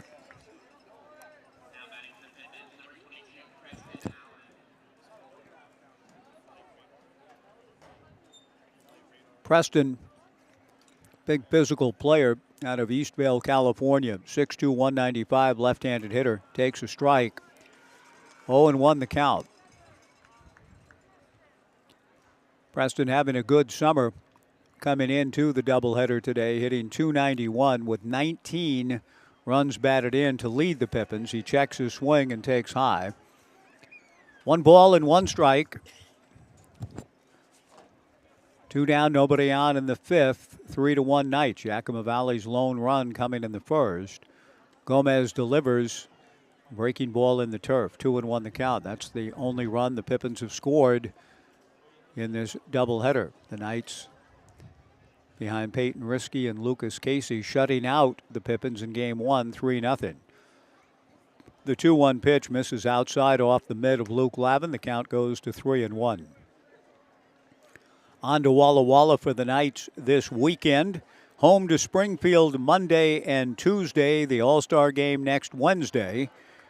Home to the Northwest Star Nighthawks a week from today. And then home to Bend next Friday night. The 3-1 pitch swung on and missed by Preston Allen. Count goes full 3-2. Gomez delivers. And Preston fouls it straight back to stay alive. When the Knights do return next Monday, Mac's birthday party presented by Papa's Pizza. 3-2 fastball, just missed for ball 4. And Preston Allen will trot down to first base. And Brooke Knight is asking Luke Lavin, where did it miss? Was it away? Cohen Gomez was walking off the diamond as well as I thought he should. It appeared he made a great pitch, 3-2, but Anthony Artini, in sort of a night of mystery, said no, ball 4. Mauricio Guardado, good player. I've enjoyed watching him the last 2 nights. Big left-hand hitting catcher, swings and fouls one back. No balls and 1 strike. He played well entering the game late last night and has handled his position well. Solid single to right in the first, struck out in his last at-bat. The 0-1 pitch in the turf, and the count 1 ball and 1 strike. It'll be Armed Forces Night. Mac's birthday party next Monday night. The following Tuesday, Pioneer Connect will present Armed Forces Night. 1 ball and 1 strike with 2 down. The pitch to Mauricio swung on and missed, and the count 1-2. And then a first ever promotion. Always looking for something a little bit new and different. I'm not quite sure what it will entail. But Thursday, 1 week from today, back here, knuckleball night. A ground ball slowly to first, fielded by Dufort, who will step on the bag to retire the side. Good work by Cohen Gomez. Knuckleball night. I'm not quite sure what it all means. We hope to get some definition on that. But anyone that's ever played a game of catch, and I hope that's anyone listening at the moment, you've all played a game of catch at some point in life. If you have, then you've all tried to throw a knuckleball. So I don't know if it's all fans at once trying to throw a knuckleball, what knuckleball night will entail, but it sounds like a lot of fun. Down go the Pippins in the fifth. We go to the bottom half. Another pitcher coming in for Yakima Valley. It looks like Garen Gertler coming in. We'll take a 2-minute pitching change break. The Knights 3, the Pippins 1. Back in 2 on the Knights live stream and Joe Radio.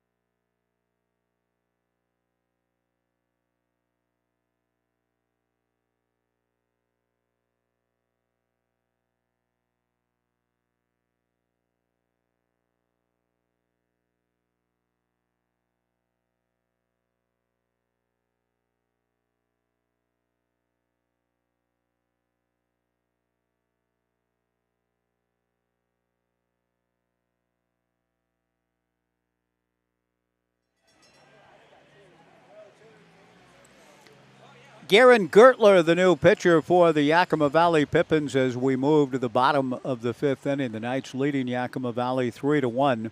Garen's first pitch to Blake Wilson misses for ball one, 6'2", 215 out of Big Bend Community College.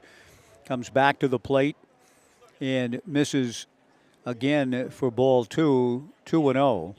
From Moxie, Washington, and that's a new one on yours truly. The 2-0 fastball, a strike to Blake Wilson. The count 2-1 to the Knights shortstop, who has had a sacrifice fly and walked. The 2-1 pitch, Blake lifts a fly ball to right field. Drew Johnson is right there to make the catch. One away in the bottom of the fifth.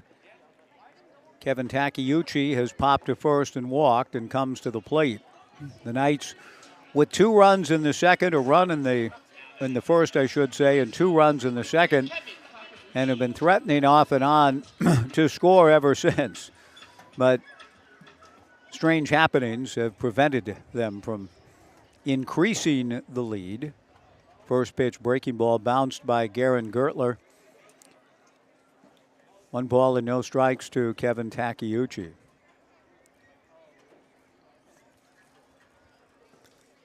The 1-0 pitch swung on and missed. Big Bend Community College is in Jorge Reyes country, Moses Lake, Washington. The 1-1 pitch, fastball drilled toward the gap in left center field, but on the move is Adrian Hinojosa to flag it down. Good play by Adrian. Nice contact for Kevin Takeuchi. The Knights have had some loud outs tonight. 2 down, nobody on. Thomas Ferraggiaro, an RBI, bunt single in the first, a sacrifice in the third to set the Knights up with runners at second and third and 1 out. And then the botch squeeze play, double play ended the inning. As I've so often said before, the first pitch to Thomas Ferraggiaro misses down and away, ball 1. 2 outs, nobody on. The Knights leading 3-1. The 1-0 pitch swung on and fouled at the plate. Brooks Hatch just said that he thought, in his opinion, Brooks came out to hand me former Knights in the major leagues. We'll take a look at that here in a moment. Gertler back to the plate and misses down and in. Gertler went to East Valley High School, which I assume is in Moxie, Washington, and is perhaps close to Moses Lake, but I'd never seen MOXEE before in preparing for a ball game in a series. Garen Gertler from Moxie, Washington. Anybody out there know where that is exactly? Feel free to send along some textual information. The 3-1 pitch to Ferraggiaro, taken for a strike, knee high, and the count 3-2. Brooks said he thought on the bizarre double play, squeeze play, an inning-ending double play, a first for me in 58 years of watching the game. Brooks thought the call was right. Ground ball foul up along first. The count remains 3-2 to Ferraggiaro, much to Brooke Knight's consternation. I don't think Brooke thought it was the correct call, for whatever that's worth. Now, coaches and managers, and they take up for their own case and their own cause, even if they feel sometimes that the umpire may have been right. But in this case, there are many things in tonight's game that I look forward to visiting with Brooke about for future reference. 3-2, 2 down, nobody on. 3-1 Knights, bottom of the fifth. Gertler delivers a fly ball to shallow center field. Racing in and playing it on a hop is Adrian Hinojosa. Ferraggiaro, a bloop single to center. That'll give Kaysen Consarini a chance to hit and perhaps give Ferraggiaro a chance to try to get into scoring position for Kaysen, who was the batter on the ill-fated squeeze play. Once again, Molen Kovash made the right kind of pitch. If he heard squeeze, if that was communicated to him, then he threw a pitch up and in that was unbuntable for Kaysen, and Kaysen was just simply trying to flail to get out of the way of it. Fell back and made contact with the catcher, and that was construed as interference by home plate umpire Anthony Artini. In one fell swoop, the Knights had Blake Wilson out at the plate, and the hitter, Consarini, called out for the interference. Kaysen takes a strike. The strike one pitch is taken for strike 2. Mauricio Guardado, who's flashed a good arm, wanted to flash it again, but in trying to transfer the ball from his mitt to his right hand, the ball popped out. No balls and 2 strikes. Ferraggiaro at first, 2 down, bottom of the 5th, 3-1 Knights. Molen Kovash to the plate, fouled into the netting. Straight back of the plate, the count remains 0-2. Stephen Kwan went 1 for 3, but Detroit defeated the Guardians earlier today. 10-1. Stephen 1 for 3. Michael Conforto went 0 for 4 in Toronto's 5-3 victory over the Giants. The strike 2 pitch, a broken bat blooper right back to Garen Gertler, who makes the catch to retire the side. Gertler appears to be yelling something at Kaysen Consarinia. Not sure the why and the wherefore of that, but a broken bat, little fly ball that Gertler handles, and the inning is over. No runs, a hit, a man left. We go to the 6th in this 7-inning game. The Knights 3 and Yakima Valley 1 on the Knights live stream, and a new pitcher coming in for the Knights, so we'll take a 2-minute pitching change break on the Knights live stream and Joe Radio.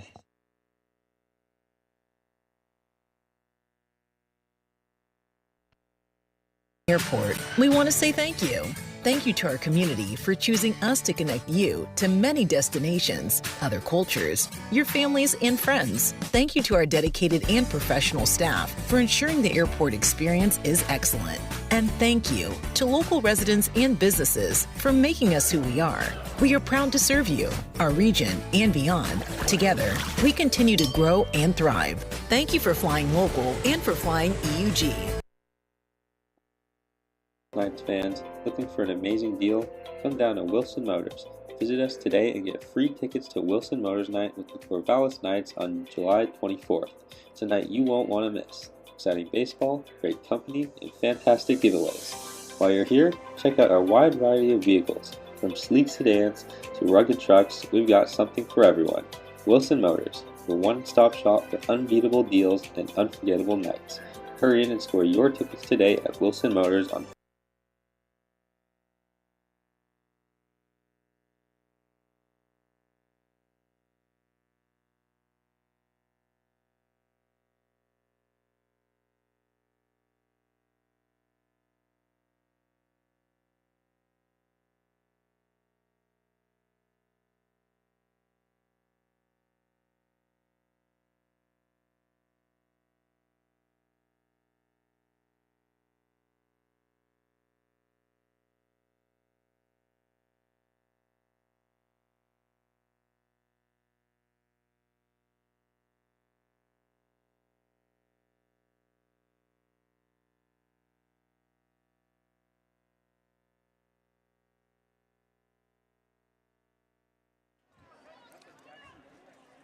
No Fats Domino walk-in action for the Knights in the bottom of the 5th, the first inning, wherein they didn't walk. They take a 3-1 lead into the 6th. Right-hander Garen Rizzo is the new pitcher for the Knights, and Garen delivers a first-pitch strike.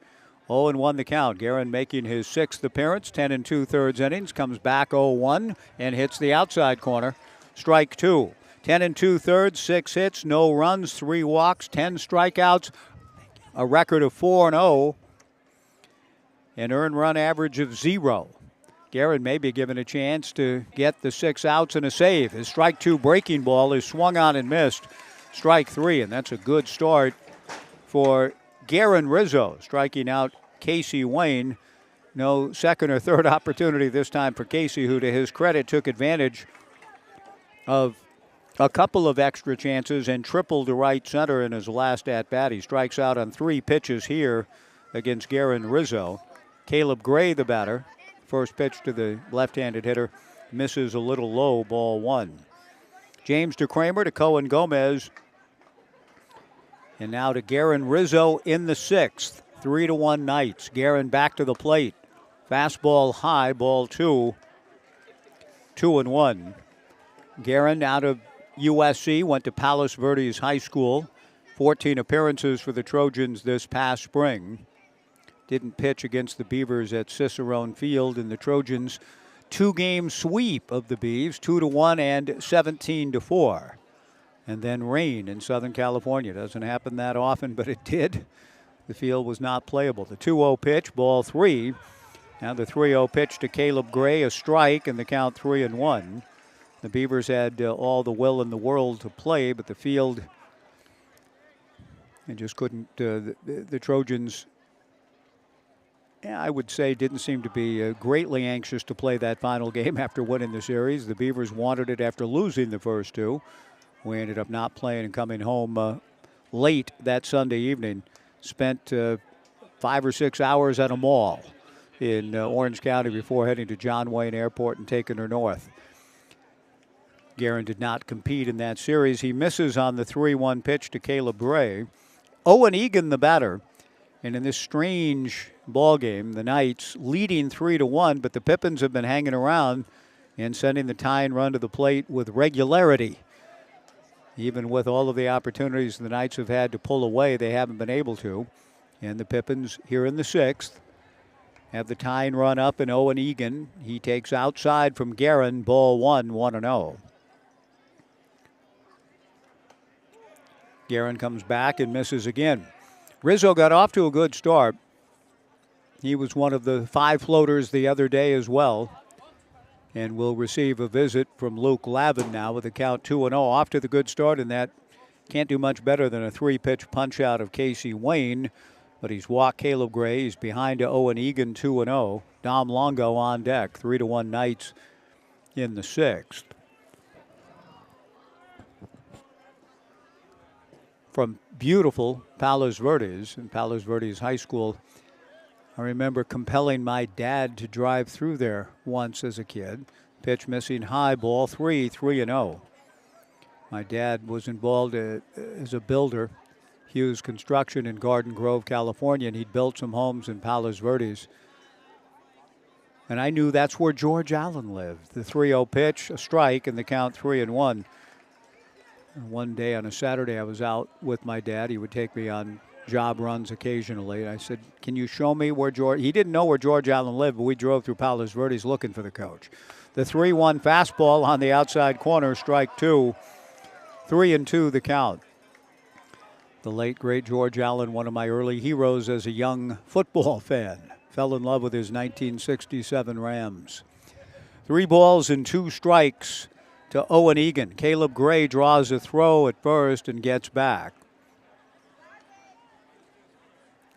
Those are indeed the great days, and a family reunion coming up. We've lost so many. I've lost so many, but those of us that remain are gathering in Bend this weekend. We'll talk a lot about my dad and good times.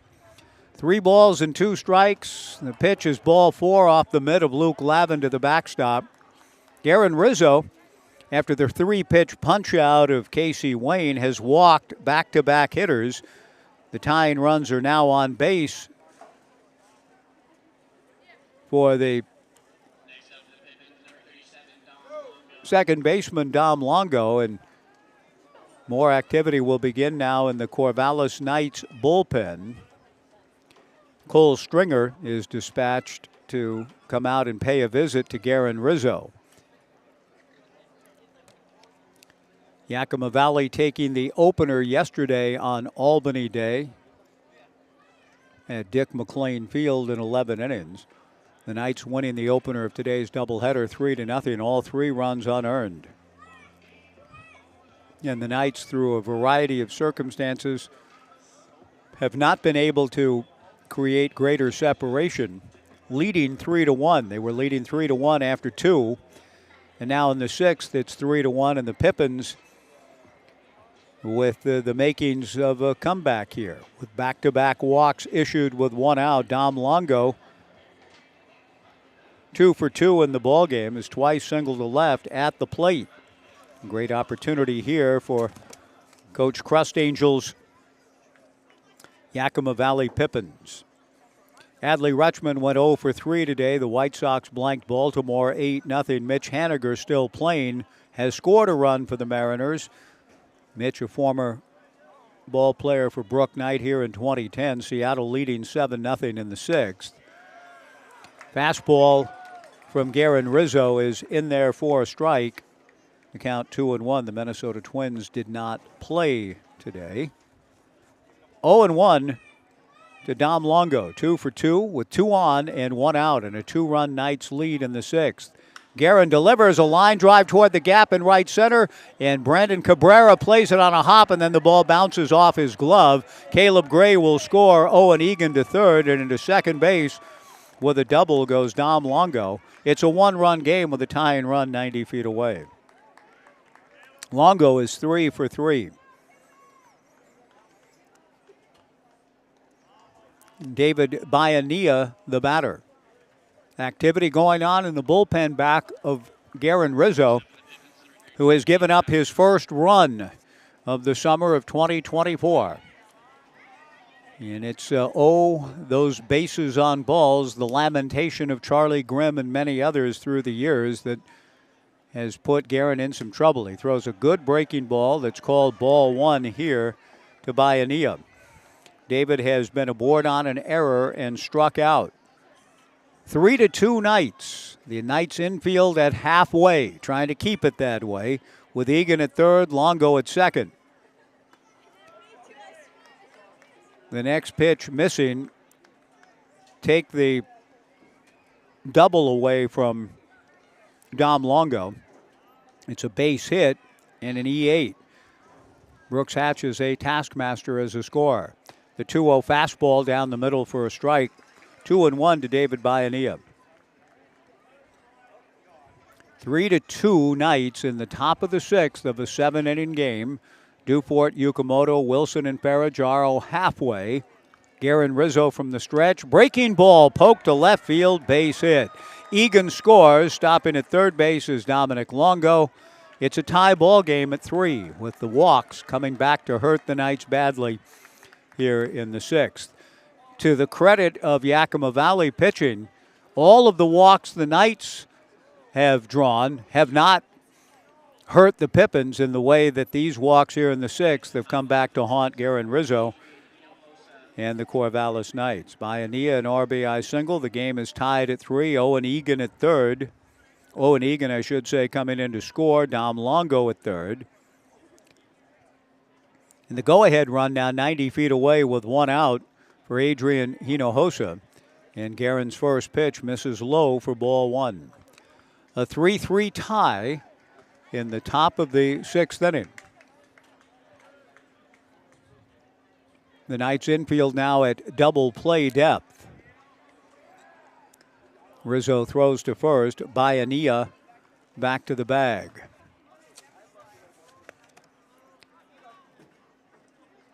Biania 1 for 1 in stolen bases, held on by Quinn Dufort. The go-ahead run 90 feet away, represented by Dominic Longo. The 1-0 fastball from Guerin misses for ball 2. 2-0 to Hinojosa, who has walked and scored. And Brook Knight is on his way to the mound. I think that's going to be the end of the line for Guerin Rizzo. An all-star in Guerin Rizzo. He does not have his usual command and stuff here tonight. It appeared as though he did when he first came on. 6 outs away from a win. The possibility of a save for Guerin. And it's just not his night for the first time all summer. Rizzo, in his 6th appearance, heretofore in 5, had gone 10 2/3, 3 walks, 10 strikeouts, a record of 4-0, and an ERA of 0. But his control betrays him. 2 walks in the inning, and then a couple of base hits. 2-0 on Adrian Hinojosa. The Knights have been caught at 3, and now whomever Brook Knight is going to call upon here is hopeful that they can keep it a tie ball game and give the Knights an opportunity to still win this thing without having to go extra innings, as they did last night in falling to Yakima Valley. It'll be a guy who's played some good defense tonight at first in game 1, Coulter McAnally, getting the call. As he loosens up, we will take a 90-second pitching change break. The Pippins have rallied to tie at 3 here in the 6th. 2 on and 1 out when we return on the Knights live stream and Joe Radio.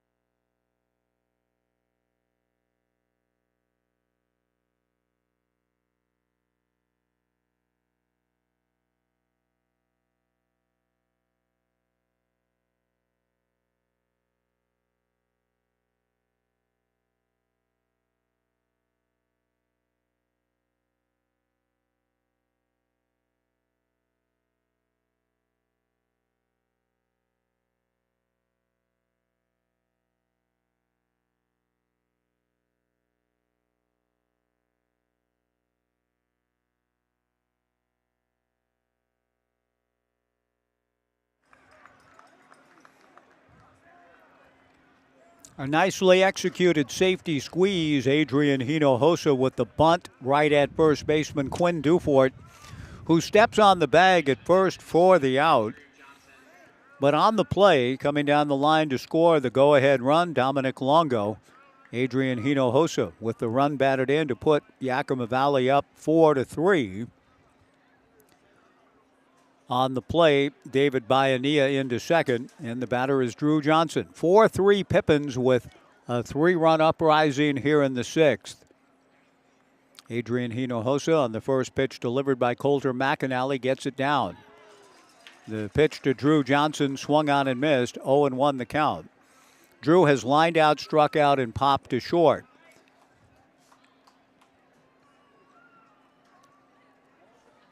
The Knights will have Luke Lavin, Quinn Dufort, and Houston Wheeler as their scheduled hitters in the bottom of the 6th. Breaking ball in there for a strike from Colter.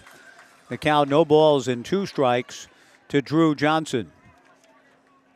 McAnally making his 7th appearance, 23 innings, 16 hits, 10 walks, 26 strikeouts, a record of 2-2, and an ERA of 3.13. The young man from Cheyenne and the University of Utah delivers, and the pitch just misses, and Brooke Knight and the Knights dugout reacting again in pain, wondering where the pitch missed as the count goes to 1-2. It's been one of the most contentious series I've seen for both clubs with the umpiring crew. The 1-2 pitch, breaking ball just missed, and now going to third base is Bayanilla. The throw to third, and he's out at third, and the inning is over. Bayanilla unwisely trying to steal a base when a chance with a hitter at the plate to give the Pippins a 2-run lead, tried to steal third. With 2 outs, there's just not enough advantage in that. The risk-reward is out of proportion. With no outs, maybe, with 1 out maybe, but with 2, making the final out at third and putting yourself at risk to do so. Coach Crustangel talking it over with Bayanilla, who was trying to aggressively steal a base and catch the Knights napping. But the Knights were on to him and throw him out at third and end the inning on a good note for the Knights after a big 3-run frame for the Pippins to take the lead. We go to the bottom of the 6th. Yakima Valley 4, the Knights 3 on the Knights live stream and Joe Radio.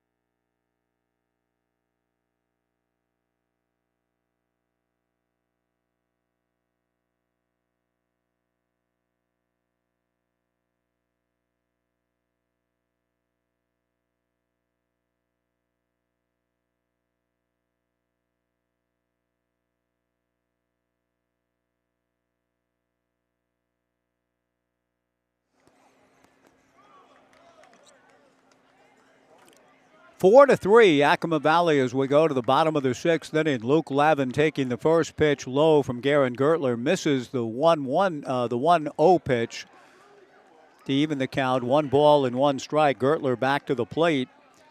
Foul back by Luke. 1-2 the count. 4-3 Yakima Valley. A 3-run 6th predicated on the free passes that the Pippins took advantage of. Lavin lofts a fly ball down the left field line, moving into foul territory, making a good effort. Casey Wayne not able to come up with it, but a nice try by Casey near the entrance to the Jacoby Ellsbury clubhouse.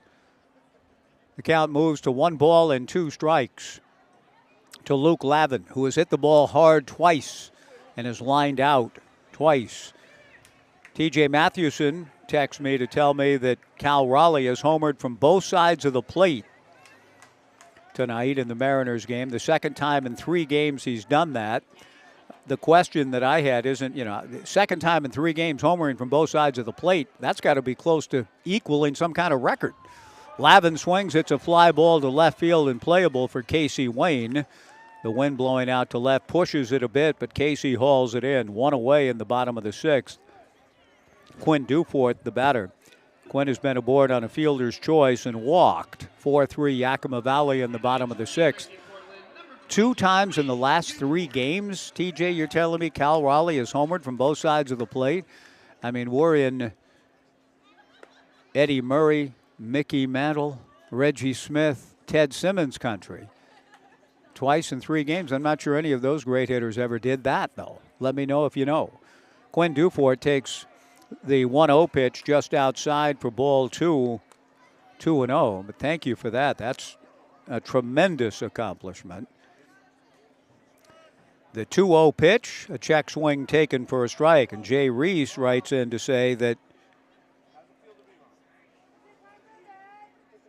that Moxie is east of Yakima, high desert hops land. The 2-1 pitch just outside to Dufort, ball 3. I'm just now sharing what Jay texted me. Home of Gary Puckett in the Union Gap, 60 to 70s contemporary top 40. The 3-1 pitch, low for ball 4, and the Knights get the tying run on base. On the 9th walk they've received in this ball game. So I'm asking you, Jay, do you know this for a fact? I mean, I mentioned Union Gap earlier, which was the original site of Yakima. The Knights will, I think, maybe get a pinch runner. Jay Reese. Jay's calling the shots from Southern Oregon. The pinch runner for the Knights will be C.J. Collier, running for Quinn Dufort, who did the nice job to draw the walk. And now C.J. represents the tying run at first here in the bottom of the 6th inning. Houston Wheeler at the plate. Houston has walked twice. Bottom of the 6th, 4-3 Yakima Valley. I believe Union Gap was the original name for Yakima. The town site was located when the train depot, they moved many buildings to the depot. You can still see them in downtown Yakima. It's an interesting site. Union Gap, the original site of the city of Yakima, now its own city called Union Gap. Wheeler fouls one away. Gary Puckett in the Union Gap, is that where that comes from? Jay, if you know that to be a fact, I mean, I'm learning something again tonight, seeing a double play, squeeze play, and about Gary Puckett and Union Gap's history having to do with Union Gap just outside of Yakima, the original site of the city of Yakima. All, we're just always in the quest of learning, ever learning and never able to come to the knowledge of the truth. I'm afraid that may be true, too. The pitch to Wheeler, high, ball 1. 1-1 the count, 4-3 Yakima Valley. Bottom of the 6th inning, the tying run at first, C.J. Collier. Houston swings and fouls it to the left. 1-2 the count. Now, if that's common knowledge, if that's, oh, yeah, Gary Puckett, Union Gap, Washington, then now at the age of 65, after enjoying Gary Puckett in the Union Gap for many years, never put 2 and 2 together. Are you telling me the truth, Jay Reese? Is that true? 1-2 the count, 1 out. C.J. Collier at first, the tying run in the bottom of the 6th. Houston backs away from Gertler's 1-2 pitch, which just misses. 2 balls and 2 strikes, and all of this because Garen Gertler hails from Moxie, and that leads Jay on the tangent about Gary Puckett in the Union Gap from Union Gap, Washington. The 2-2 pitch, a little fly ball into shallow left center field, going out and dropping the ball is the second baseman, the shortstop, Bayanilla. Collier didn't go far enough, but he's able to get in safely to second with Bayanilla throwing to Dom Longo, not quite in time. It's one of the strangest games I've ever seen. Bayanilla, I thought was going to catch it. Then when he didn't catch it, I thought, okay, well, the Knights are good. Collier should be in safely at second. Collier didn't quite go far enough. Halfway with Bayanilla with his back to home, would not have been able to catch it and throw Collier back out, I didn't think, at first. So I thought CJ needed to be closer to the bag at second. Bioneer recovered through to second, and I thought a force out was going to be called, but it wasn't by Anthony Brown. So the Knights with 2 on and 1 out, and the pitch to Cabrera, driven to the gap into right center field, base hit. Rounding third is Collier on his way to the plate, and going to third base safely, Houston Wheeler. The Knights pull even at 4.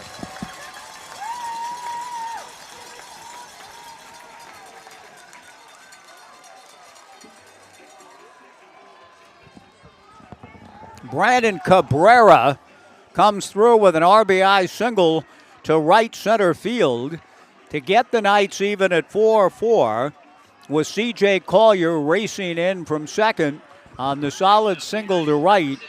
And now in this 4-4 tie in the bottom of the 6th inning, Tai Yukamoto with an opportunity to give the Knights the lead and a chance thus to win the game in the 7th.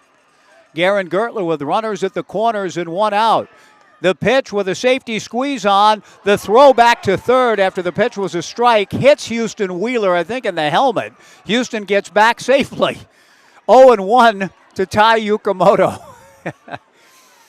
We have a gentleman here, a good friend of Steve Kimmel from Jakarta, Indonesia, named Leo. Leo and his wife Ping Ping making the trip over from Indonesia. They've known each other since 1997. This is Leo's first baseball game ever. Leo, they're not all quite like this. No balls and 1 strike to Tai Yukamoto. A 4-4 tie. The squeeze is on. The suicide squeeze. Yukamoto fouls it. And the count 0-2. Both runners coming hard. Brook Knight not deterred by the previous squeeze. It didn't quite work out. He puts it on again. He loves the play. Yukamoto, an excellent bunter, but is now down in the count 0-2. Bunting the second pitch foul after taking the first pitch for a strike when I assume it was a safety. The strike 2 pitch taken low, ball 1-2 to Tai Yukamoto in a 4-4 tie in the bottom of the 6th inning. Houston Wheeler at third, Brandon Cabrera at second. Garen Gertler from the stretch with the infield in.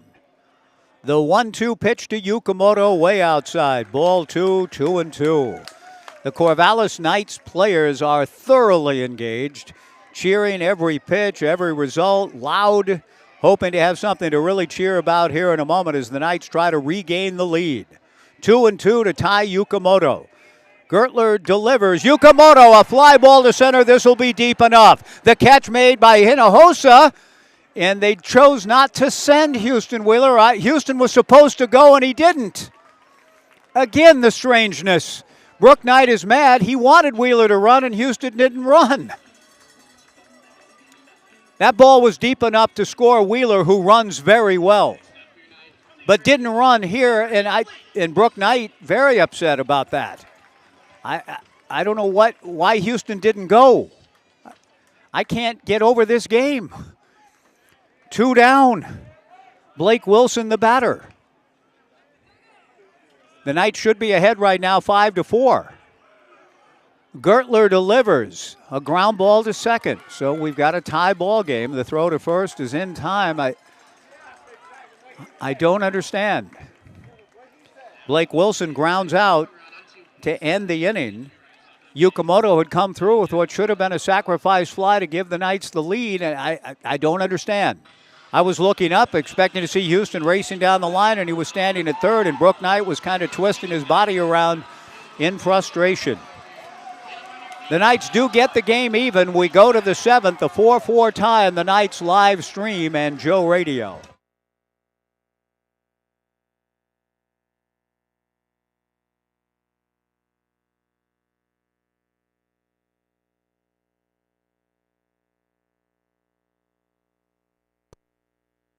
News that you can trust. Subscribe to the Gazette Times, your go-to source for in-depth journalism and breaking news. From local stories that impact your community to consistent updates to your Beavers and Knights, the Gazette Times has it all. For only $1 for 3 months, enjoy unlimited access to our e-edition, unlimited articles on GazetteTimes.com and our mobile app, and free access to newspapers.com archives. Subscribe today and join the Gazette Times community. Knights fans, looking for an amazing deal? Come down to Wilson Motors. Visit us today and get free tickets to Wilson Motors Night with the Corvallis Knights on July 24th. It's a night you won't want to miss. Exciting baseball, great company, and fantastic giveaways. While you're here, check out our wide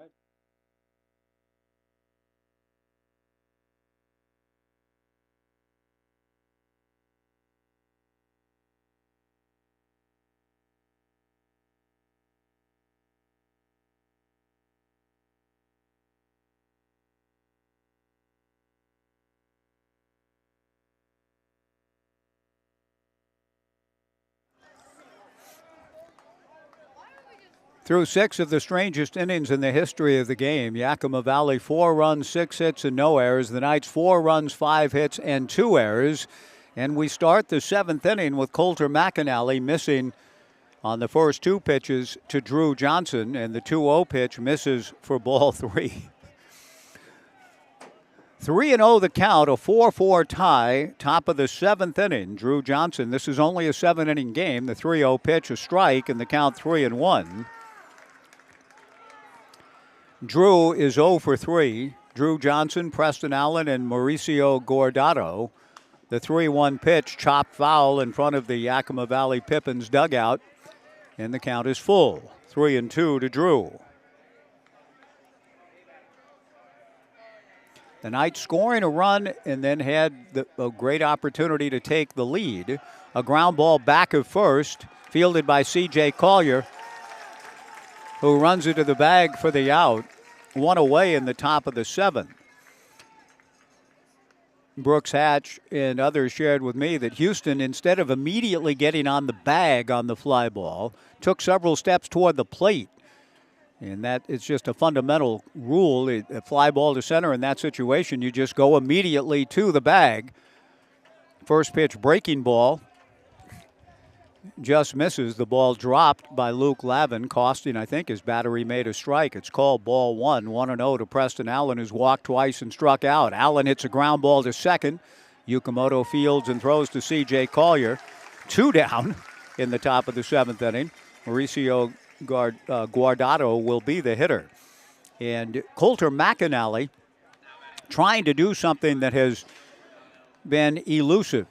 In fact, we've not seen it happen in the game, namely a 1-2-3 inning. Neither team, and we're in the 7th, has accomplished that tonight. Coulter McAnally hopes to right here.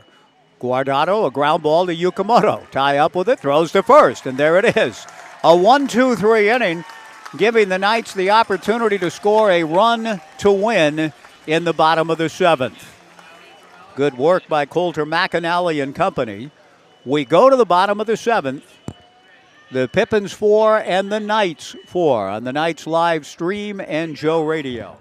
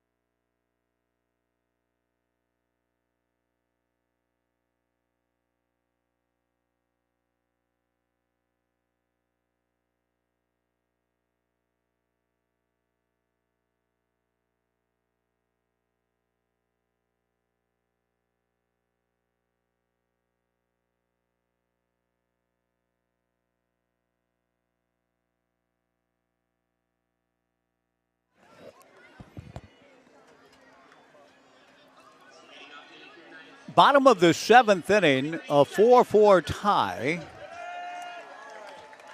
Through it all, The Knights are hoping it all comes out okay as they look for a run to win. Garen Gertler to the plate, and the first pitch in the turf to Kevin Takeuchi. Ball one. The Knights have drawn 9 walks from Yakima Valley pitching. The Pippins have 5 of their own. The 1-0 pitch hits Kevin Takeuchi. And the Knights have the winning run at first in the bottom of the 7th inning of a 4-4 tie. And one of the better bunters on the club, Thomas Ferraggiaro, coming to the plate. In fact, Ferraggiaro, a bunt single and a run batted in the first, and a sacrifice bunt in the third, and a base hit to center in the 5th.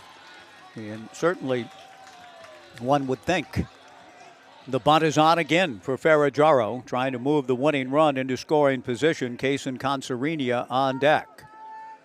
Ferraggiaro is bunting. He bunts it foul, back of the plate. No balls and a strike. Tai Yukamoto was asked to bunt twice, what appeared to be a safety squeeze taken for a strike, then a suicide squeeze on the second pitch.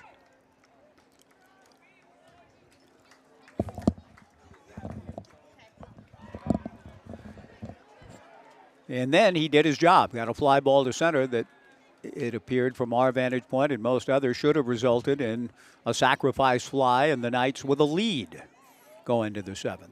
But here we are, bottom of the 7th, 4-4, the winning run at first. Kevin Takeuchi draws a throw and gets back. Ferraggiaro squares and gets the bunt down on the right side. Another good one. Gertler fields and throws to first to Dominic Longo covering for the out. The winning run, or Spencer Shipman, pardon me, now playing second base with a change made defensively. Shipman now at second, but a great job again performed by Ferraggiaro with a sacrifice 1-4. And the winning run represented by Kevin Takeuchi at second, bottom of the 7th inning of a 4-4 tie. Kaysen Consarinia will try to win it right here for the Corvallis Knights.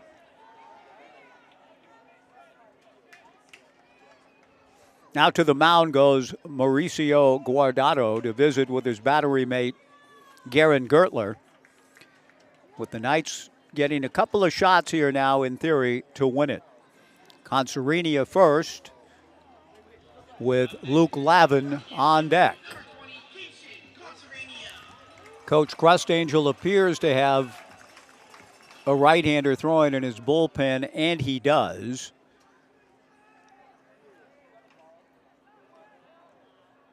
With the Knights trying to win it here in the bottom of the 7th inning of a 4-4 tie. The Knights won the first 7-inning game earlier today. A ground ball to third, right at Preston Allen. He throws across the diamond for the out.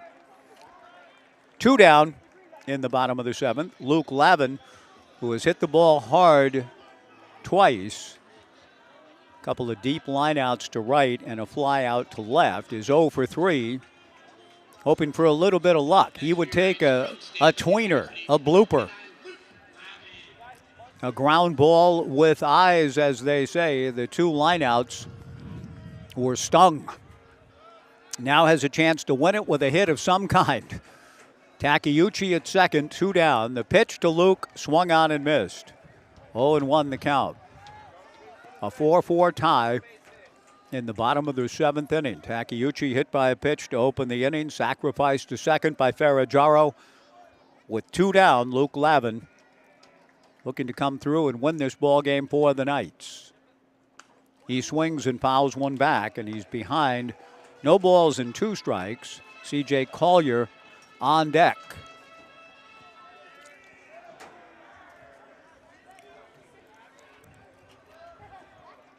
Kevin Takeuchi, the winning run out at second base. 2 down, bottom of the 7th. The strike 2 pitch to Luke is in the turf. Ball 1, 1-2.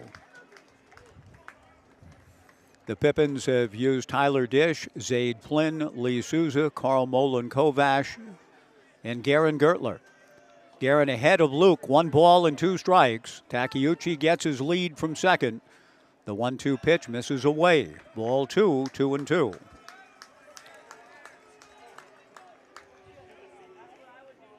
Luke Lavin, big left-handed hitting catcher from Stanford. looking for a big base hit here to win it for the Knights in the bottom of the 7th inning. The 2-2 pitch to Luke, taken low and in, ball 3. Nice work by Luke. He went 1 for 10 against the Beavers in the spring here and didn't have fond memories of his experience with the Cardinal in this ballpark. Trying to make a great memory for himself right here, right now as a member of the Corvallis Knights.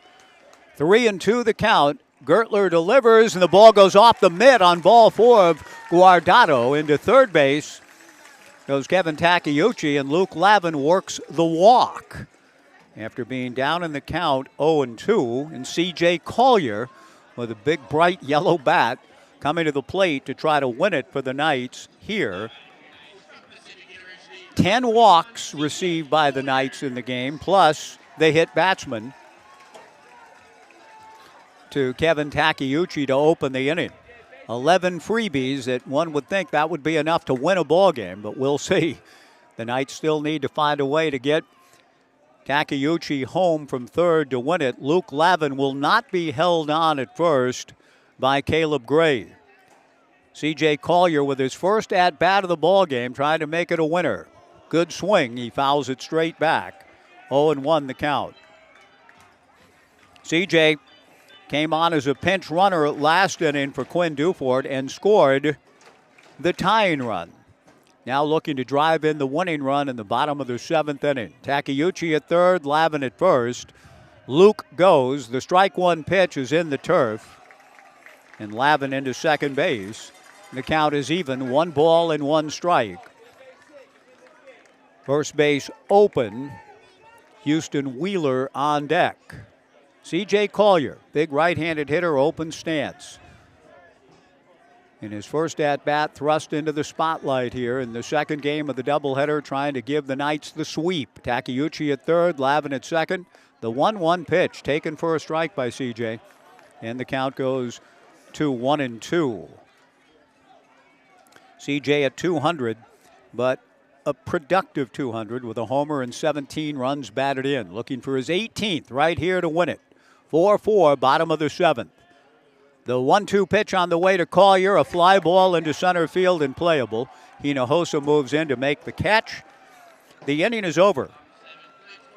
The Knights, with 11 free passes to work with, have not been able to win this thing yet. They leave 2. We are through 7. Our second extra inning game of this series at the end of 7 as we move to an extra inning, the 8th.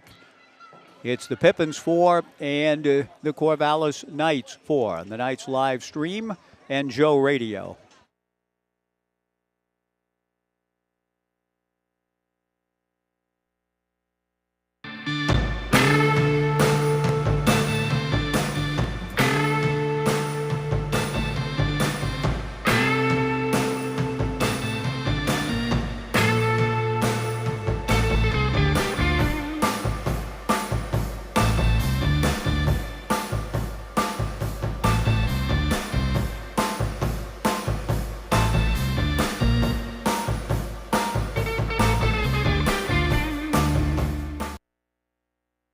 At Eugene Airport, we want to say thank you.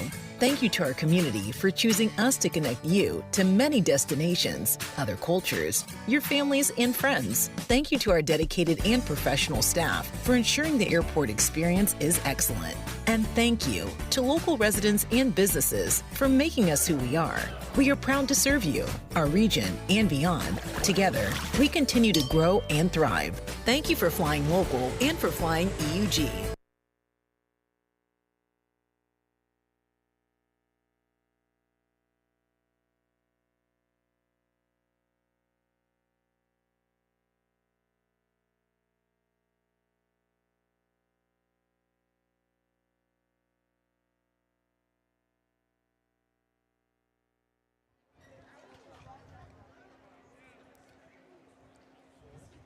An 11-inning game last night. The Pippins prevailed. An extra inning game the 8th inning tonight. Coulter McAnally drops a breaking ball in for a strike in the top of the 8th of this 4-4 tie to Casey Wayne. 0-1 the count.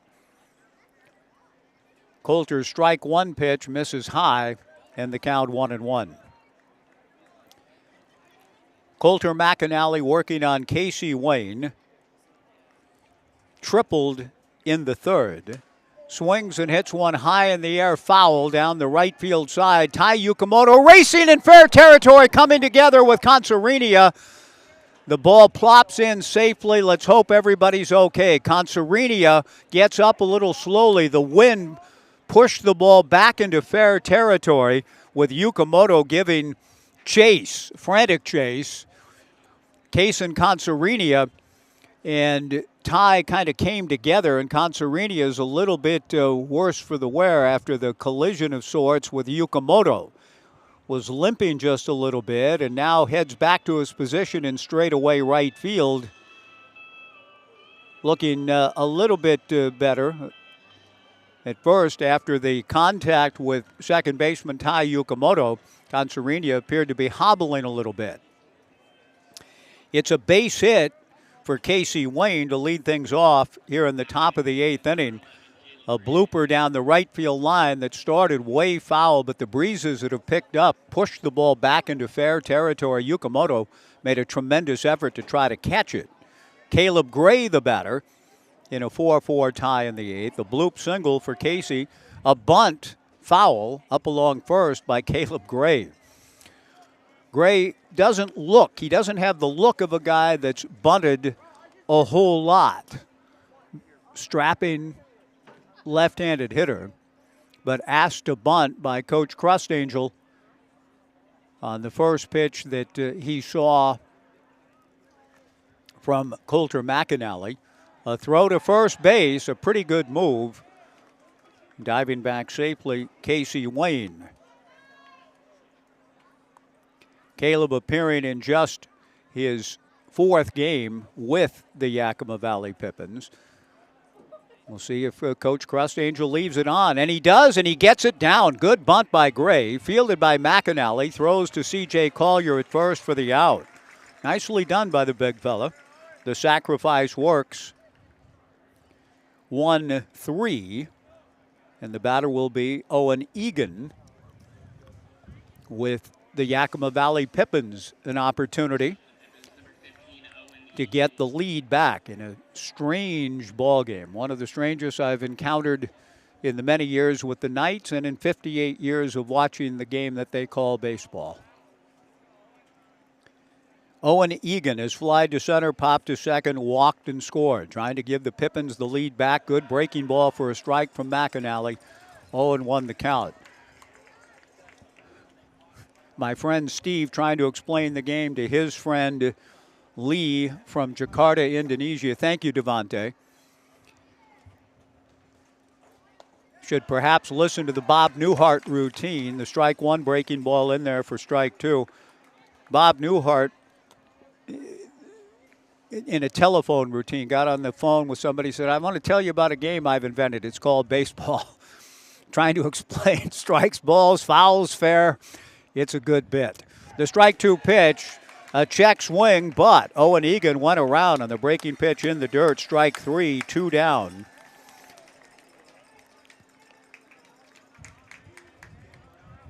And coming to the plate will be Dom Longo. Longo moved to a different position. Spencer Shipman was playing second base. The Knights will walk Longo intentionally. With first base open, Longo is put on. The batter is David Bayanilla, unless Coach Crustangel goes with a hitter, and he will go with the latter option. Coach Crustangel getting his scorecard out and indicating that he wants to send up a hitter here. And I'm looking in vain to try to find a number 26.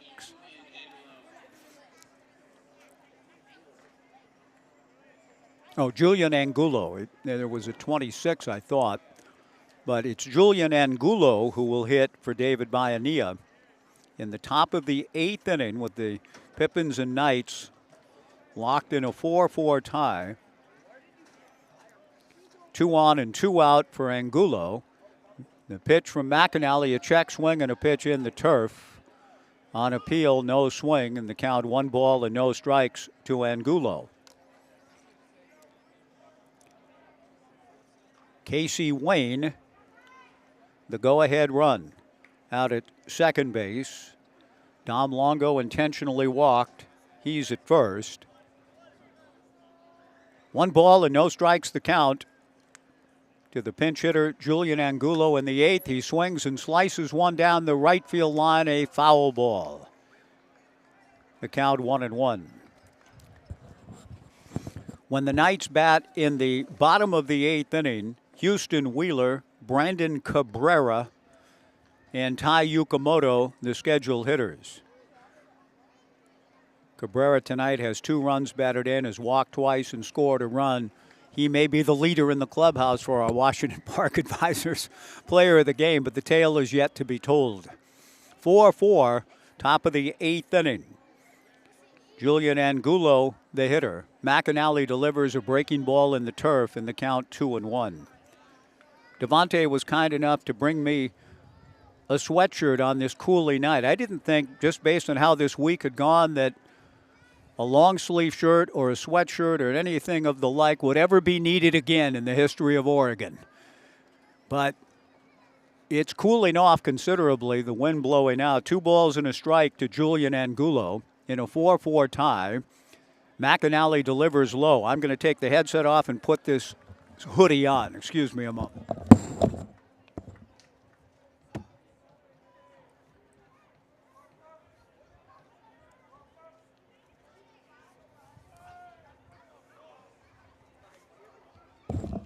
Okay, it's on. The 3-1 pitch, a ground ball wide of first into right field, base hit. Casey Wayne on his way to the plate. The throw to the plate. He's out at the plate. A great throw from right field by Kason Consarinia. A one-hopper to Luke Lavin, who applies the tag. The inning is over. An incredible throw by Consarinia. It keeps the game tied and gives the Knights a chance to win it here in the bottom of the 8th inning. A diving try by Collier. He came up short of making the stab on the base hit to right field off the bat of Julian Angulo, and Consarinia came up with a bazooka from right field, a one-hop strike to Lavin to get Casey Wayne and send us to the bottom of the 8th inning, still tied at 4. What a throw and what a play. To the bottom of the 8th we go. It's still the Pippins 4 and the Knights 4 and the Knights live stream and Joe Radio.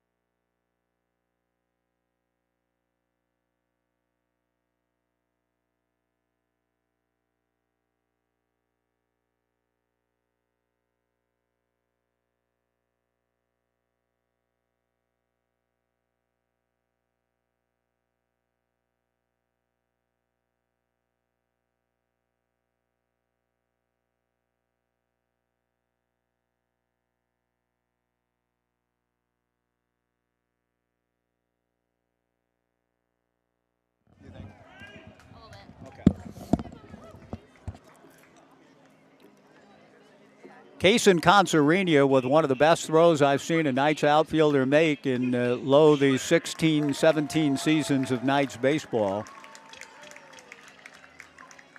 17, in fact, to keep the game tied. Houston Wheeler against left-hander Justin Cuellar takes a strike. 0-1 the count. Houston has walked twice and had a bloop single to left. The quick working Cuellar back to the plate and delivers strike 2. 0-2 to Houston, bottom of the 8th of a 4-4 tie. The Knights again with the opportunity to win the ball game with a run. Cuellar back to the plate and he hits Houston Wheeler on an 0-2 pitch. The 12th free pass of the night for the Knights. And it just feels as though, in that sense, Yakima Valley has flirted with trouble, with danger all game long, with the inordinate number of walks, and now another hit batter. 10 walks, 2 hit batsmen. The winning run, Houston Wheeler at first base, has a chance again as the runner at first to, in a sense, depending on how things go for him this time, it appeared to be a bit of a base running mistake. Something happened with Wheeler not scoring on the fly ball by Yukamoto earlier. Justin Cuellar, after 2 impressive strikes to Houston Wheeler, hits Houston, and Cuellar comes out of the game. And just thinking about seeing the name Cuellar makes me think of Mike, and makes me think of that era, and makes me think of the great Roberto and David Bayanilla from the Dominican Republic. But seeing Conserina with a throw Clemente-esque to keep this ball game tied at 4 and gives the Knights a chance to win it here in the bottom of the 8th. And the web of the game, we're all connected to it somehow, some way. Cuellar, Clemente, Conserina. And we'll see now whom Kyle Crustangel has called upon. With Houston Wheeler, the winning run at first base. And it looks like a new pitcher in. Now, Ethan Solshader is number 12 on their roster, but he's a left-handed pitcher who's already pitched. So I'm not sure whom the Pippins have called upon here, but it's a guy wearing number 12. Solscheider started game 1, and he was a left-handed pitcher. And Brooke Knight is coming out to say, okay, who's this guy pitching? The public address announcer just said the new pitcher is Ethan Solscheider, but Ethan Solscheider wore number 12 in game 1. And this is a guy, a right-hander, a side-arming right-hander wearing 12, which is what Solscheider wore in game 1. So I don't know what's going on. We'll keep things here since whomever this guy wearing number 12 is, it's not Solscheider unless that wasn't Solscheider in game 1. Solscheider started the ball game in the opener and pitched extremely well. And you've got Brooke Knight inquiring of Anthony Artini, what gives here? Were you given a lineup card that listed a different number 12 for game 2? I don't think it shows up on Brooks' scorecard that way. Ed Nags is wondering. Anthony Artini's wondering. I don't see Coach Crustangel coming out to make any sort of clarification. So I don't know who this pitcher is, and I don't think our people inside do either. And I'm going to see if Brooks Hatch might know. I don't know who this guy is. He's loosening up, getting ready to face Brandon Cabrera with Houston Wheeler at first in the bottom of the 8th inning.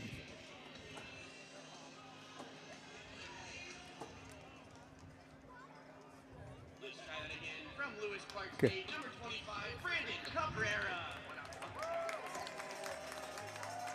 Brandon Cabrera to the plate against a mystery pitcher. And I'm hoping that we can get some clarity as to whom it is in a moment. The pitch to Cabrera, a bunt, and a very good bunt. Fielded by Allen. The throw to first is dropped by the first baseman. He might have beaten it anyway, did Brandon Cabrera. And the Knights have 2 on and nobody out in the bottom of the 8th inning with a chance to win it. The side-arming right-hander, and that's what I got to go with now because there's nothing on the Pippins scorecard submitted for this second game of the doubleheader that has a number 12. There must have been something communicated to the umpiring crew. Brooke Knight seems to be accepting it. We'll see if the Knights can get through now with Tai Yukamoto, the batter. That's a base hit on the bunt single for Brandon Cabrera. Beautifully placed bunt. And the throw from the third baseman, Preston Allen, close, but Caleb Gray not able to hang on. Now Yukamoto with a chance perhaps to win it. Shows bunt. Bunt's foul. And the count 1 ball and 1 strike. Ty's been swinging the bat so well that I know that the bunt is in order, and what Brooke Knight has asked Ty to do and what Ty has so frequently done is get runners moved, but he's been swinging the bat extremely well. Now, Brooke Knight wants to, I don't know if he wants an offensive timeout, and I think he does, and he wants to talk to his hitter, Tai Yukamoto, with runners at first and second and nobody out in the bottom of the 8th inning of a 4-4 tie. And it just seems to figure that in a ball game that has had the accent on strange throughout, that we would end the game with a pitcher that nobody knows. It's just in keeping with the spirit of the evening. A 4-4 tie, the 1-1 pitch. Yukamoto pushes the bunt up along third. It stays fair. The throw to first in time for the out. Excellent play by Mauricio Guardado to make the throw to first and get the out. And Brooke Knight wants to talk to Anthony Brown. And Brooke wants Brown and Artini to talk, and this has been a common theme of the evening, too. The umpires getting together, coaches upset. Yukamoto is called out at first. I think Brooke is saying, ask your guy if perhaps the foot was pulled, the out stays in the books. What an excellent play. I thought Yukamoto was going to make it in safely. Mauricio Guardado, a tremendous job. And the sacrifice works for Yukamoto 2-3. Blake Wilson with a chance to win it for the Knights. A 4-4 tie in the bottom of the 8th. The infield in. Houston Wheeler, the winning run at third. The pitch to Blake is high. Ball 1, 1-0.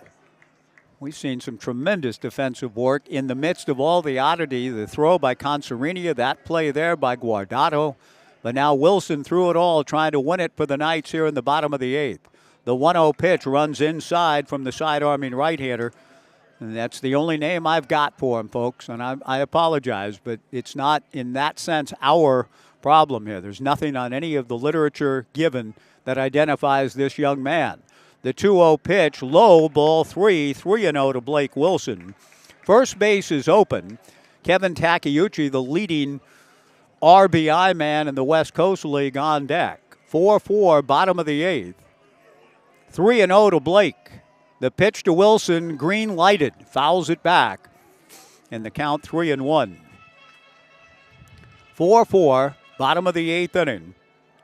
Houston Wheeler at third, Brandon Cabrera at second. The Pippins infield in. Wilson trying to win it for the Knights right here. 3-1, 1 out. The pitch to Blake, swung on and fouled back. The count goes full to 3-2. Between innings, if we have a between innings, and the way this kid's competing, this mystery man, I will try to run over and ask Jacob, their broadcaster, just whom this guy might be, because I do not know. And there's no number 12 right-handed listed in the Pippins literature. 3-2 to Blake Wilson, who takes strike 3 call. 2 down.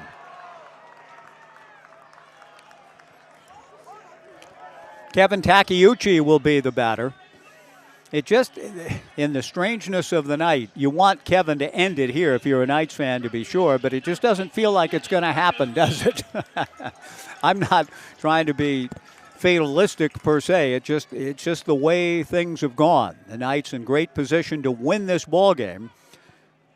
And now Takeuchi will try to do so. He takes the breaking ball up, ball 1, 1-0. A hit batter. A bunt single, a sacrifice with Tai Yukamoto out by a whisker.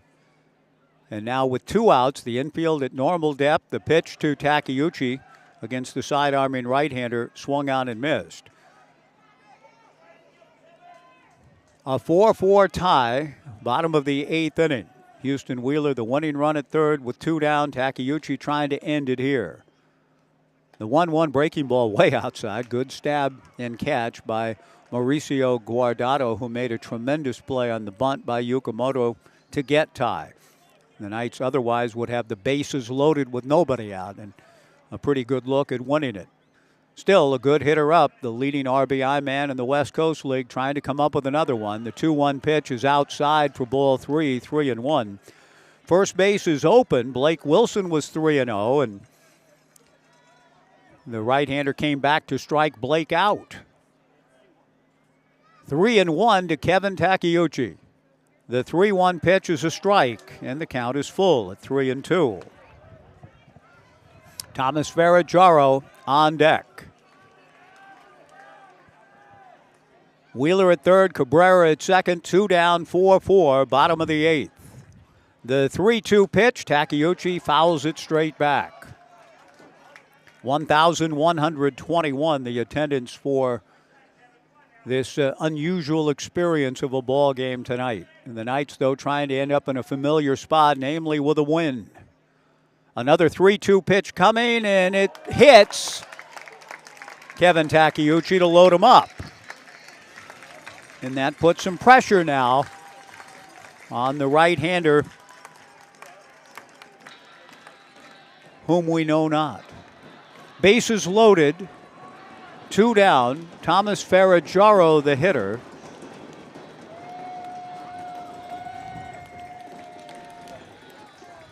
William Marriott is the pitcher. Thank you. William Marriott. Now I'm trying to see where his name appears anywhere on this sheet that we were given before the game. There is no number 12 listed as a reserve on the roster submitted by Coach Crustangel for the second game of the doubleheader. But he is wearing number 12, pitching from the right. Oh, okay, here we go. Now I see. Number 12, Will. Something was scratched out, and Will. Okay, there we go. So Will, through a process of deduction, I might have eventually gotten there, but Brooks Hatch has identified Will Marriott as the pitcher coming in for Justin Cuellar. Will receives a visit from the pitching coach. The request was to make sure that Will, I'm not sure why he inquired of the umpire whether he had a visit. He did. But he went out to visit with Will with the bases loaded. Thomas Ferraggiaro, the batter, in a 4-4 tie. Thomas takes a strike in the count 0-1. The pressure on now with the bases loaded and 2 down. Ferraggiaro trying to win it for the Knights with a base hit here. The 0-1 pitch to Thomas, a chopper slowly to second. Spencer Shipman fields and throws to first. And through it all, somehow, the Pippins get through it and send this ball game to the 9th inning. The Knights have missed many an opportunity to pull away earlier in the game, to win the game. And it felt like, did it not, just the way things have gone, that it wasn't quite going to end yet. Great work by the Yakima Valley Pippins to keep this ball game going in spite of 2 on and nobody out to open the bottom of the 8th. Will Marriott, it took a while to find out who he was. He did a great job, and we go to the 9th. The Knights leave the bases loaded. At the end of 8, a 4-4 tie on the Knights live stream and Joe Radio.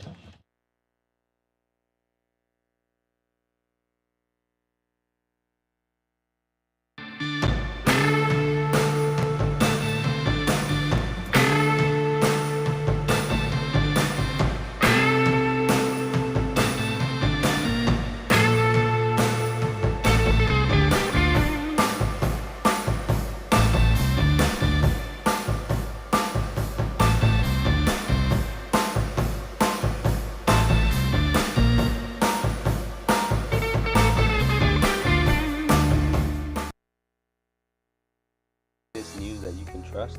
Subscribe to the Gazette-Times, your go-to source for in-depth journalism and breaking news. From local stories that impact your community to consistent updates to your Beavers and Knights, the Gazette-Times has it all. For only $1 for 3 months, enjoy unlimited access to our e-edition, unlimited articles on GazetteTimes.com and our mobile app.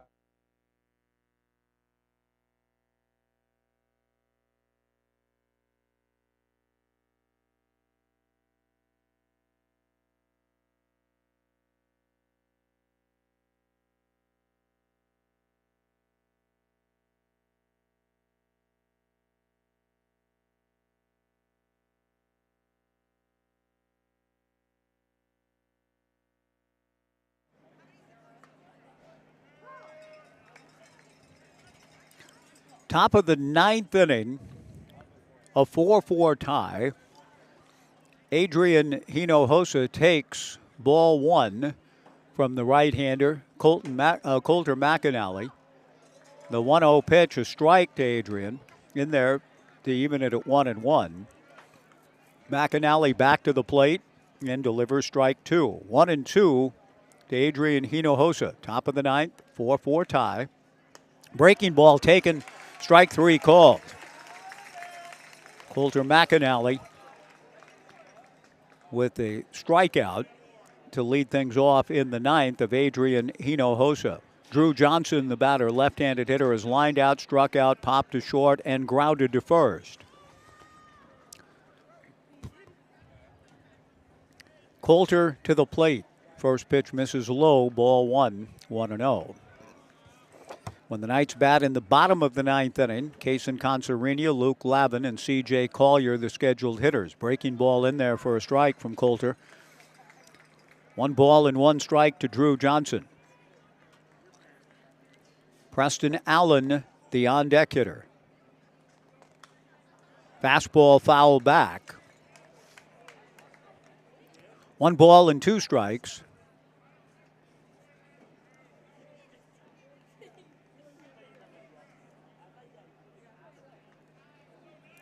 McAnally kicks and comes back to the plate. The 1-2 pitch misses away.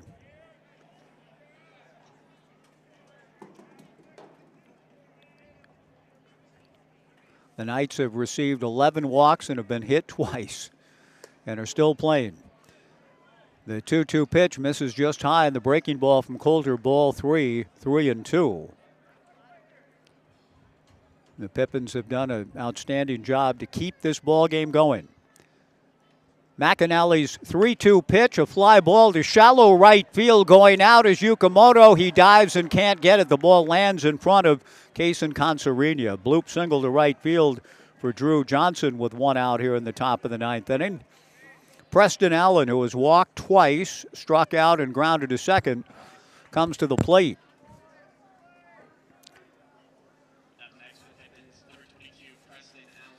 Preston Allen, a good hitter. Kaysen Concerina's throw looked like it might set up the Knights to win it in the bottom of the eighth, and boy, did they ever get close.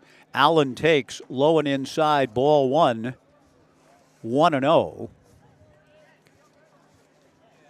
But several opportunities have gone awry for the Knights, and we're in extra innings now in the ninth after playing extras over in Albany last night. Allen hits a ground ball slowly to Wilson, shovels to Yukimoto for 1, on to first, double play, and the inning is over. A 6-4-3 double play ball sends the Knights to the bottom of the ninth, once again with a chance to win it. William Marriott, properly identified, trods back to the mound. We'll see if the Knights can break through and win it in the bottom of the ninth inning when we return. A 4-4 tie in the Knights live stream and Joe Radio.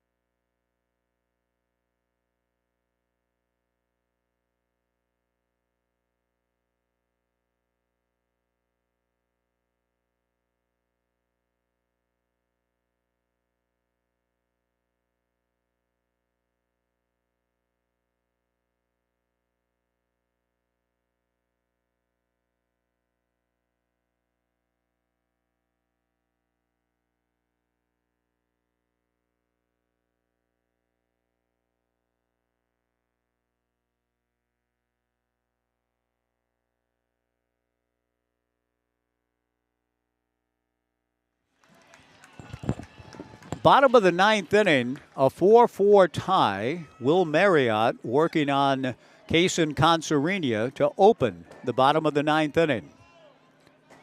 The pitch to Kaysen, he bunts in the air, foul. No balls and 1 strike. Kaysen trying to bunt for a hit to open the inning. Kaysen with his big arm kept the Knights in a tie with a chance to win it in the bottom half of the 8th inning. The Knights came up just short. Kaysen has walked. He takes the strike 1 pitch for strike 2. Was involved in the squeeze play, double play in the 3rd. Called out for interference.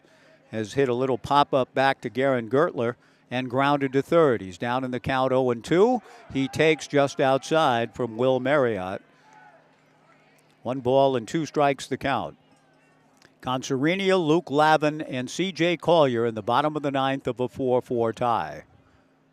The 1-2 pitch foul back, and it remains 1-2 to Kaysen.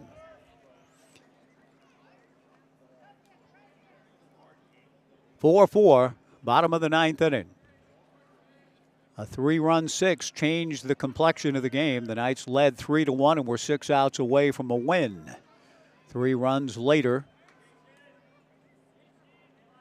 the Pippins had taken the lead. The Knights pulled even in the bottom of the 6th. The 2-2 pitch misses high now, ball 3. 3-2 to Kaysen Concerina. We'll see if the Knights can go to the walk well again. 3-2 the count. The payoff pitch hit foul to the right on top of the Omaha room and skidding past towards Urchin Alley. It remains 3 balls and 2 strikes to Kaysen. 11 walks, 2 hit batters served up. The 3-2 pitch foul back. Good battle by Kaysen. Once again trying to get on base and give the Knights an opportunity with a winning run at first to open the frame. 3-2 the count to Kaysen. Luke Lavin on deck. Will Marriott, the side-arming right-hander, comes set. The 3-2 pitch is inside, ball 4. Here we go again. The 12th walk that the Knights have received. The batter is Luke Lavin. Unless we're going to have a hitter for Luke, and it appears as though we are. That's a little surprising to me, given that Luke has made fierce contact on a couple of occasions tonight. He's hit the ball hard. But the Knights are going with a pinch hitter, and it could be that this is a pinch bunter in Peyton Miller, with Brooke Knight indeed a proponent of the short game. And it looks to me as though the pinch hitter Miller is essentially a pinch bunter to try to get the winning run Concerina to second. And a better bunter, Peyton Miller, one would assume, is than the big swinger Luke Lavin. Miller is showing bunt, and he pushes the bunt nicely up along first, fielded by Marriott, who tosses to Caleb Gray for the out. The sacrifice recorded 1-3, and the Knights again with a couple of chances. Peyton Miller racing back into the dugout after getting the job done. He's all fired up. Peyton got the bunt down, and that'll bring C.J. Collier to the plate with a chance to win it with a base hit. Houston Wheeler on deck. A 4-4 tie in the bottom of the 9th inning. The winning run at second represented by Kaysen Concerina. Collier swings and doesn't get it. No balls and 1 strike. C.J. came on as a pinch runner in the 6th and scored the tying run. Flied to center in the 7th. We're in the bottom of the 9th of a 4-4 tie. Concerina from second. The strike 1 pitch to C.J. taken for strike 2. 0-2 the count to Collier. Houston Wheeler, the on-deck hitter, no balls and 2 strikes to C.J. in a 4-4 tie in the bottom of the 9th inning. The strike 2 pitch to C.J. taken, strike 3 called, 2 down. Good pitch by Marriott. Collier not pulling the trigger on back-to-back pitches. Goes down looking, and now Houston Wheeler will try to win it for the Knights as he comes to the plate here in the bottom of the 9th inning. in a 4-4 tie.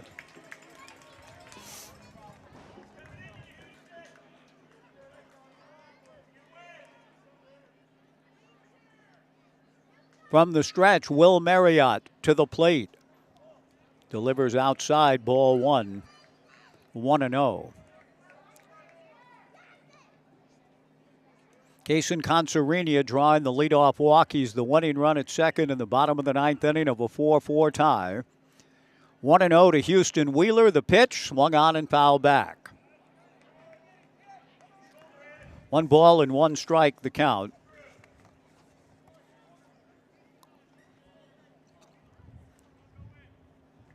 Brandon Cabrera, who's been in the middle of a lot of drama tonight, waits his turn on deck. The 1-1 pitch to Wheeler, taken just outside on appeal, no swing, says the base umpire Anthony Brown. The count goes to 2-1 to Houston, who has walked twice, had an infield single, a bloop single into left center, I should say, and been hit by a pitch. Trying to keep the perfect night going. He takes the 2-1 pitch outside for ball 3, 3-1.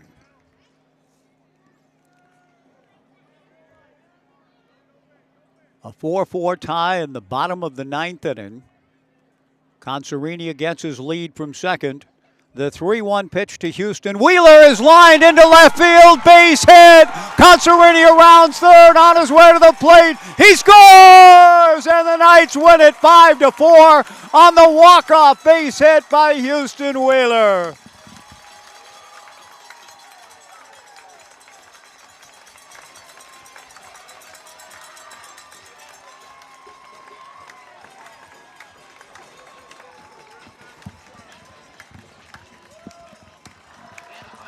Houston Wheeler being chased down. He's got good speed.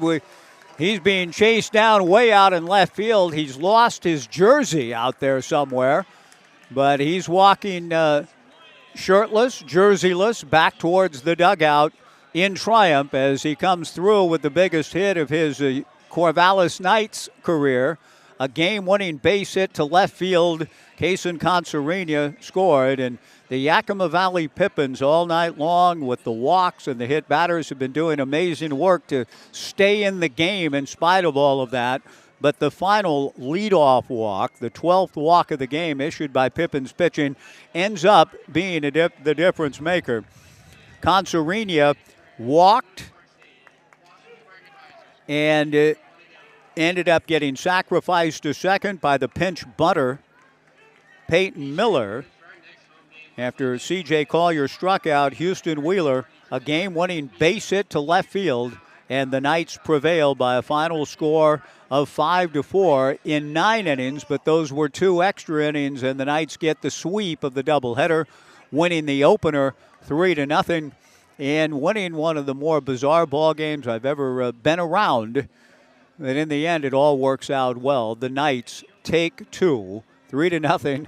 And 5-4. Big plays, quirky, strange action, controversial calls.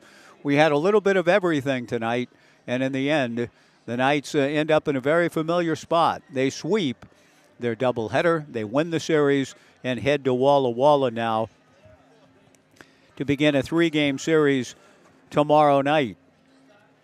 Those games will be carried on the Walla Walla live stream.